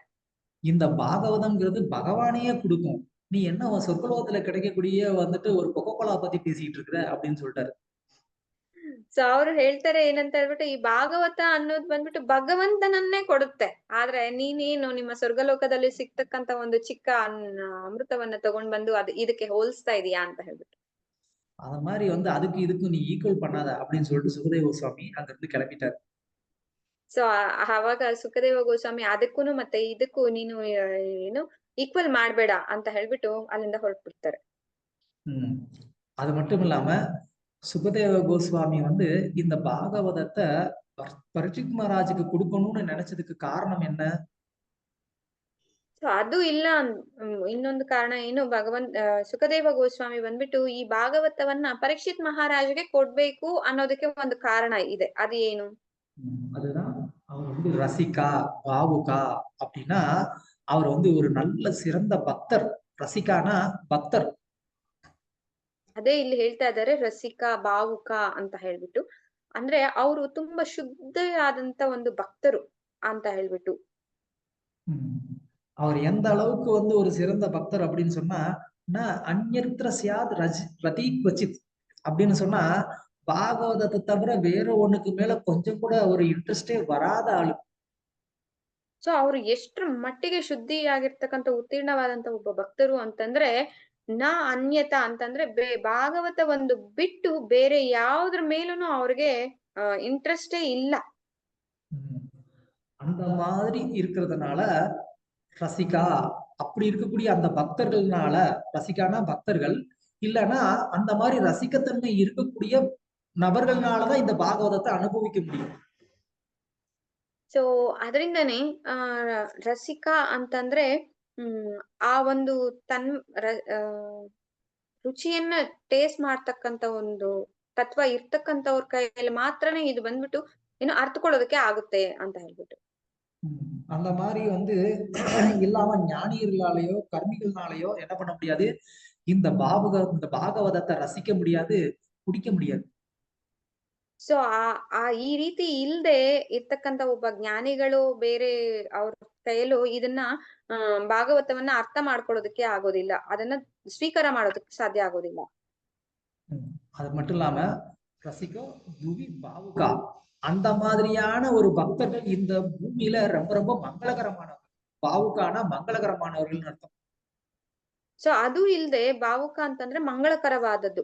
ಈ ರೀತಿಯಾದಂತ ಒಬ್ಬ ಭಕ್ತರು ಭೂಮಿ ಮೇಲೆ ಇರ್ತಕ್ಕಂಥವ್ರು ಬಂದ್ಬಿಟ್ಟು ತುಂಬಾ ಮಂಗಳಕರವಾದಂತ ಭಕ್ತರು ಅಂತ ಹೇಳ್ತಿದ್ದಾರೆ. பாவுகா அப்படின்னா இன்னொரு அர்த்தம் என்ன அப்படின்னு சொன்னா, யார் வந்து நிரந்தரமான நித்தியமான ஒரு ஆனந்தத்தை அனுபவிக்கணும்னு நினைக்கிறாங்களோ அவங்களுக்கு பாவுகான்னு ಅರ್ಥ. ಸೊ ಭಾವುಕ ಅಂತಂದ್ರೆ ಇನ್ನೊಂದು ಅರ್ಥ ಏನು ಅಂತಂದ್ರೆ, ಯಾರು ಒಬ್ರು ಬಂದ್ಬಿಟ್ಟು ನಿರಂತರವಾಗಿ ನಿತ್ಯವಾದಂತ ಒಂದು ಅನುಭವವನ್ನ ಪಡ್ಕೊಳ್ಬೇಕು ಅನ್ಕೊಳ್ತಾರೋ ಅವರನ್ನ ಭಾವುಕ ಅಂತ ಹೇಳ್ತಾರೆ. அந்த நிரந்தரமான நித்தியமான ஆனந்தம் எங்க கிடைக்கும், யாருக்கிட்ட கிடைக்கும்? ಸೊ ಆ ನಿರಂತರವಾದಂತ ನಿತ್ಯವಾದಂತ ಆನಂದ ಬಂದ್ಬಿಟ್ಟು ಎಲ್ಲಿ ಸಿಗುತ್ತೆ, ಯಾರ ಹತ್ರ ಸಿಗುತ್ತೆ? ಕೃಷ್ಣೇ ಪರಮ ಪುರುಷೇ ಭಕ್ತಿರುತ್ಪತ್ಯತೆ ಪುಂಸ சோகமோக பயாபக. கிருஷ்ணே பரமபுருஷே, பரமபுருஷரான கிருஷ்ணர்கிட்டதான் வந்து என்ன கிடைக்கும், இந்த நித்தியமான ஆனந்தம் வந்து நமக்கு கிடைக்கும். ಸೊ ಕೃಷ್ಣರ ಹತ್ರ ಮಾತ್ರನೇ ಈ ನಿತ್ಯವಾದಂತ ಒಂದು ಆನಂದ ಸಿಗ್ಲಿಕ್ಕೆ ಸಾಧ್ಯ. அப்படி வந்து கிருஷ்ணர்கிட்ட அந்த உன்னதமான அந்த அன்பை நம்ம வளர்த்துக்கிட்டோம் அப்படின்னு சொன்னா சோகமோக பயாபக நம்ம வாழ்க்கையில சோகமும் இருக்காது, மோகமும் இருக்காது, பயமும் இருக்காது. ಸೊ ನಾವು ಆ ರೀತಿಯಾದಂತ ಕೃಷ್ಣನ ಹತ್ರ ಬಂದ್ಬಿಟ್ಟು ಈ ಪ್ರೀತಿಯನ್ನ ಬೆಳೆಸ್ಕೊಂಡಿದೀವಿ, ಬಾಂಧವ್ಯವನ್ನ ಬೆಳೆಸ್ಕೊಂಡಿದೀವಿ ಅಂತಂದ್ರೆ ನಮ್ಮ ಜೀವನದಲ್ಲಿ ಶೋಕವೂ ಇರೋದಿಲ್ಲ, ಭಯವೂ ಇರೋದಿಲ್ಲ, ಮೋಹವೂ ಇರೋದಿಲ್ಲ. அது மாதிரி இந்த பாகவதம் நமக்கு வந்து என்ன பண்ணுது, இந்த பௌதிக உலகத்துல இருந்து கம்ப்ளீட்டான ஒரு விடுதலை வந்து கொடுத்து நமக்கு நிரந்தரமான ஒரு ஆனந்தத்தை நமக்கு கொடுக்குது. ಸೊ ಅದರಿಂದ ಈ ಭಾಗವತ ನಮ್ಗೆ ಏನ್ ಕೊಡುತ್ತೆ ಅಂತಂದ್ರೆ ಈ ಭೌತಿಕ ಲೋಕದಿಂದ ಕಂಪ್ಲೀಟ್ ಆಗಿ ನಮ್ಮನ್ನ ಹೊರಗಡೆ ತೆಗೆದು ನಮ್ಗೆ ನಿರಂತರವಾದಂತ ಒಂದು ಆನಂದವನ್ನ ಕೊಡುತ್ತೆ. இப்படி வெயில்ல வந்துட்டு கடுமையா நம்ம வந்துட்டு இங்க அங்கன்னு வந்து அலைஞ்சு வேலை பண்ணி டயர்டா நம்ம வந்து வீட்டுக்கு வர்றோம். ಸೊ ಹೇಗೆ ನಾವು ಬಿಸಿಲಿನಲ್ಲಿ ತುಂಬಾ ಅಲ್ಲಿ ಇಲ್ಲಿ ಓಡಾಡ್ಕೊಂಡು ತುಂಬಾ ಸುಸ್ತಾಗಿ ಮನೆಯನ್ನ ಸೇರ್ತೀವೋ அப்போ வந்து வீட்டுல என்ன பண்றாங்க, நமக்கு நல்லா ஜில்லுன்னு ஒரு சூப்பரா வந்து ஒரு ஜூஸ் குடுக்குறாங்க. ಸೊ ಆಗ ನಮ್ಗೆ ಮನೆಯಲ್ಲಿ ಏನ್ ಮಾಡ್ತಾರೆ, ತುಂಬಾ ತಣ್ಣಕ್ಕಿರ್ತಕ್ಕಂಥದ್ದು ಒಂದು ಜ್ಯೂಸ್ ಅನ್ನು ಕೊಡ್ತಾರೆ. அப்படி அந்த ஜூஸ் அப்படி குடிச்சோம் அப்படின்னு சொன்னா நேரம் நமக்கு வந்து எப்படி ஒரு சாட்டிஸ்பாக்சனா இருக்கு. ಸೊ ಆ ಜ್ಯೂಸ್ ಅನ್ನ ನಾವು ಕುಡ್ದಿದೀವಿ ಅಂತಂದ್ರೆ ಆ ಟೈಮಲ್ಲಿ ನಮ್ಗೆ ಎಷ್ಟೊಂದು ಸ್ಯಾಟಿಸ್ಫ್ಯಾಕ್ಷನ್ ಆಗಿರುತ್ತೆ. மாதிரிதான் இந்த இந்த பௌதிக சம்சாரத்துல நம்ம பலவிதமான துன்பங்கள்னால வந்துட்டு கஷ்டப்பட்டு துன்பப்பட்டு ரொம்ப டயர்டா இருக்கோம். ಸೊ ಅದೇ ರೀತಿ ನಾವು ಈ ಭೌತಿಕ ಲೋಕದಲ್ಲಿ ಬಂದ್ಬಿಟ್ಟು ಸಂಸಾರ ಜೀವನದಲ್ಲಿ ಮತ್ತೆ ತುಂಬಾ ತೊಂದರೆಗಳಿಂದ ನಾವು ತುಂಬಾ ಕಷ್ಟಪಟ್ಟು ಟಯರ್ಡ್ ಆಗಿದ್ದೀವಿ. அப்படி இருக்கிறதுனாலதான் இந்த பாகவதம் என்ன பண்ணுது, நமக்கு ஒரு மிகப்பெரிய ஒரு சாட்டிஸ்பாக்சன், ஒரு திருப்தி, ஒரு நிம்மதியை வந்து இந்த பாகவதம் நமக்கு வந்து கொடுக்குது. ಸೊ ಅದರಿಂದಾನೇ ನಮ್ಗೆ ಈ ಭಾಗವತ ಏನ್ ಕೊಡುತ್ತೆ ಅಂತಂದ್ರೆ ತುಂಬಾ ಕಂಪ್ಲೀಟ್ ಆದಂತ ಒಂದು ಸಂಪೂರ್ಣವಾದಂತ ಒಂದು ತೃಪ್ತಿಯನ್ನ, ಆನಂದವನ್ನ ನಮಗೆ ಕೊಡುತ್ತೆ. அதனாலதான் இந்த பாகவதத்தை நம்ம வந்து என்ன பண்ணணும், நம்மளுடைய துன்பங்கள்ல இருந்து வெளியில வரணும்னா நம்ம தினமும் படிக்கணும். ಅದರಿಂದಾನೇ ಈ ಭಾಗವತವನ್ನ ನಾವು ಬಂದ್ಬಿಟ್ಟು ಓದ್ಬೇಕು. ನಮ್ಮ ಜೀವನದಲ್ಲಿ ನಾವು ನಮ್ಮ ತೊಂದರೆಗಳಿಂದ ಹೊರಗಡೆ ಬರ್ಬೇಕು ಅಂತಂದ್ರೆ ಈ ಭಾಗವತವನ್ನ ನಾವು ಕಡ್ಡಾಯವಾಗಿ ಓದ್ಬೇಕು. அப்ப நம்ம வந்து என்ன பண்ண முடியும், இந்த பாகவத இந்த துன்பத்துல இருந்து நம்ம வந்து வெளியில வர முடியும். ಸೊ ಆಗ ನಾವ್ ಏನ್ ಮಾಡೋದಕ್ಕಾಗುತ್ತೆ ಅಂತಂದ್ರೆ ನಾವು ನಮ್ಮ ಜೀವನದಲ್ಲಿ ಈ ನಮ್ಮ ತೊಂದರೆಗಳ ಇಂದ ಹೊರಗಡೆ ಬರೋದಕ್ಕೆ ಸಾಧ್ಯವಾಗುತ್ತೆ. ஓகே, ஸோ அதனால வந்துட்டு நம்ம இந்த புக்கு நம்ம வந்து மட்டும் படிச்சா போதாது, இந்த புக்கு என்ன பண்ணணும், மற்ற எல்லாருக்குமே போய் கிடைக்கிறதுக்கு நம்ம வந்து உதவி பண்ணணும். மற்றவர்களும் அவங்களுடைய அந்த துன்பத்துல இருந்து துயரத்துல இருந்து வெளியில வர்றதுக்கு நம்ம உதவி பண்ணணும். ಸೊ ಆದ್ರಿಂದ ನಾವು ಮಾತ್ರ ಈ ಪುಸ್ತಕವನ್ನ ಓದಿದ್ರೆ ಸಾಕೋಗೋದಿಲ್ಲ. ನಾವು ಬಂದ್ಬಿಟ್ಟು ಬೇರೆಯವ್ರಿಗೂ ಸಹ ಈ ಸಹಾಯವನ್ನ ಮಾಡ್ಬೇಕು. ಅವರು ಸಹ ಈ ಅವರ ತೊಂದರೆಗಳಿಂದ ಅವರ ಜೀವನದಲ್ಲಿ ಸಂತೋಷವನ್ನ ಪಡೆಯೋದಕ್ಕೆ ನಾವು ಸಹಾಯ ಮಾಡ್ಬೇಕು. அதனாலதான் பிரபுபாதர் வந்து இந்த புக் டிஸ்ட்ரிபியூஷனுக்கு ரொம்ப ரொம்ப வந்து இம்பார்ட்டன்ட் கொடுத்திருக்கிறாரு. ಸೊ ಅದರಿಂದನೇ ಪ್ರಭುಪಾದರ್ ಬಂದ್ಬಿಟ್ಟು ಈ ಬುಕ್ ಡಿಸ್ಟ್ರಿಬ್ಯೂಷನ್ ಅನ್ನೋದಕ್ಕೆ ತುಂಬಾ ತುಂಬಾ ಮುಖ್ಯತ್ವವನ್ನ ಕೊಡ್ತಿದ್ದಾರೆ. பிரபுபாதர் வந்து 1972 அவருடைய சீடரான கம்சதூதா அப்படிங்கிறவருக்கு வந்துட்டு ஒரு லெட்டர் எழுதியிருக்கிறாரு. அதுல சொல்றாரு, ಪ್ರಭುಪಾದರ್ ಬಂದ್ಬಿಟ್ಟು ಅವರ ಶಿಷ್ಯರಿಗೆ ಒಂದು ಲೆಟರ್ ಅನ್ನ ಬರ್ದಿದ್ದಾರೆ. ಅದ್ರಲ್ಲಿ ಇದು ಹೇಳ್ತಿದ್ದಾರೆ. அதுல வந்து அவர் சொல்றாரு, நம்மளுடைய மெயின் பிசினஸ் என்ன அப்படின்னா புக் டிஸ்ட்ரிபியூஷன் பண்றதுதான். ಸೊ ಅದ್ರಲ್ಲಿ ಹೇಳ್ತಿದ್ದಾರೆ, ನಮ್ಮ ಮೇನ್ ಬಿಸ್ನೆಸ್ ಏನು ಅಂತಂದ್ರೆ, ವ್ಯಾಪಾರವೇನು ಅಂತಂದ್ರೆ ಬುಕ್ ಡಿಸ್ಟ್ರಿಬ್ಯೂಷನ್ ಮಾಡೋದು ಮಾತ್ರ. அந்த மாதிரி நம்ம வந்து எவ்வளவு தூரம் நம்ம வந்து புக் டிஸ்ட்ரிபியூஷன் பண்றோமோ அவ்வளவு தூரம் நம்மளால வந்து என்ன பண்ண முடியும், நம்மளுடைய நிலைமையை நம்மள வந்து சமாளிக்க முடியும். ಸೊ ಅದರಿಂದ ನಾವು ಎಷ್ಟರ ಮಟ್ಟಿಗೆ ನಾವು ಈ ಬುಕ್ ಡಿಸ್ಟ್ರಿಬ್ಯೂಷನ್ ನ ಮಾಡ್ತೀವೋ ಅಷ್ಟರ ಮಟ್ಟಿಗೆ ನಮ್ಮ ಸ್ಥಿತಿಯನ್ನ ನಾವು ಸಮಾಳಿಸ್ಕೊಳ್ಬಹುದು ಅಂತ ಹೇಳ್ತಿದ್ದಾರೆ. அதாவது நம்மளுடைய பௌதிகமான நிலைமை எல்லாத்தையுமே நம்மளால கடந்து வர முடியும். ಅಂದ್ರೆ ನಮ್ಮ ಭೌತಿಕ ಜೀವನದಲ್ಲಿ ಇರ್ತಕ್ಕಂಥ ತೊಂದರೆಗಳನ್ನೆಲ್ಲ ನಾವು ದಾಟಿ ಬರ್ಬೋದು ಹೊರಗಡೆ. அதனாலதான் பிரபுபாதர் வந்து எவ்வளவு புக்ஸ் டிஸ்ட்ரிபியூட் பண்ண முடியுமோ அவ்வளவு புக் டிஸ்ட்ரிபியூட் பண்ணுங்க அப்படின்னு சொல்றாரு. ಸೊ ಅದರಿಂದನೇ ಪ್ರಭುಪಾದ ಹೇಳ್ತಾರೆ, ಎಷ್ಟು ಪುಸ್ತಕಗಳು ನಿಮ್ಮ ಕೈಯಲ್ಲಿ ಸಾಧ್ಯವಿದೆಯೋ ಅಷ್ಟು ಪುಸ್ತಕಗಳನ್ನ ನೀವು ವಿತರಣೆ ಮಾಡಿ ಅಂತ. ஒவ்வொருத்தவங்க கையிலயும் வந்துட்டு இந்த பாகவதம் வந்து இருக்கணும் அப்படின்னு பிரபுபாதர் கேக்குறாரு. ಸೊ ಅದಕ್ಕೆ ಪ್ರಭುಪಾದರು ಹೇಳ್ತಾರೆ, ಒಬ್ಬೊಬ್ಬ ವ್ಯಕ್ತಿಯ ಕೈಯಲ್ಲೂ ಸಹ ಏನಿರ್ಬೇಕು, ಶ್ರೀಮದ್ ಭಾಗವತ ಇರ್ಬೇಕು ಅಂತ ಹೇಳ್ತಾರೆ.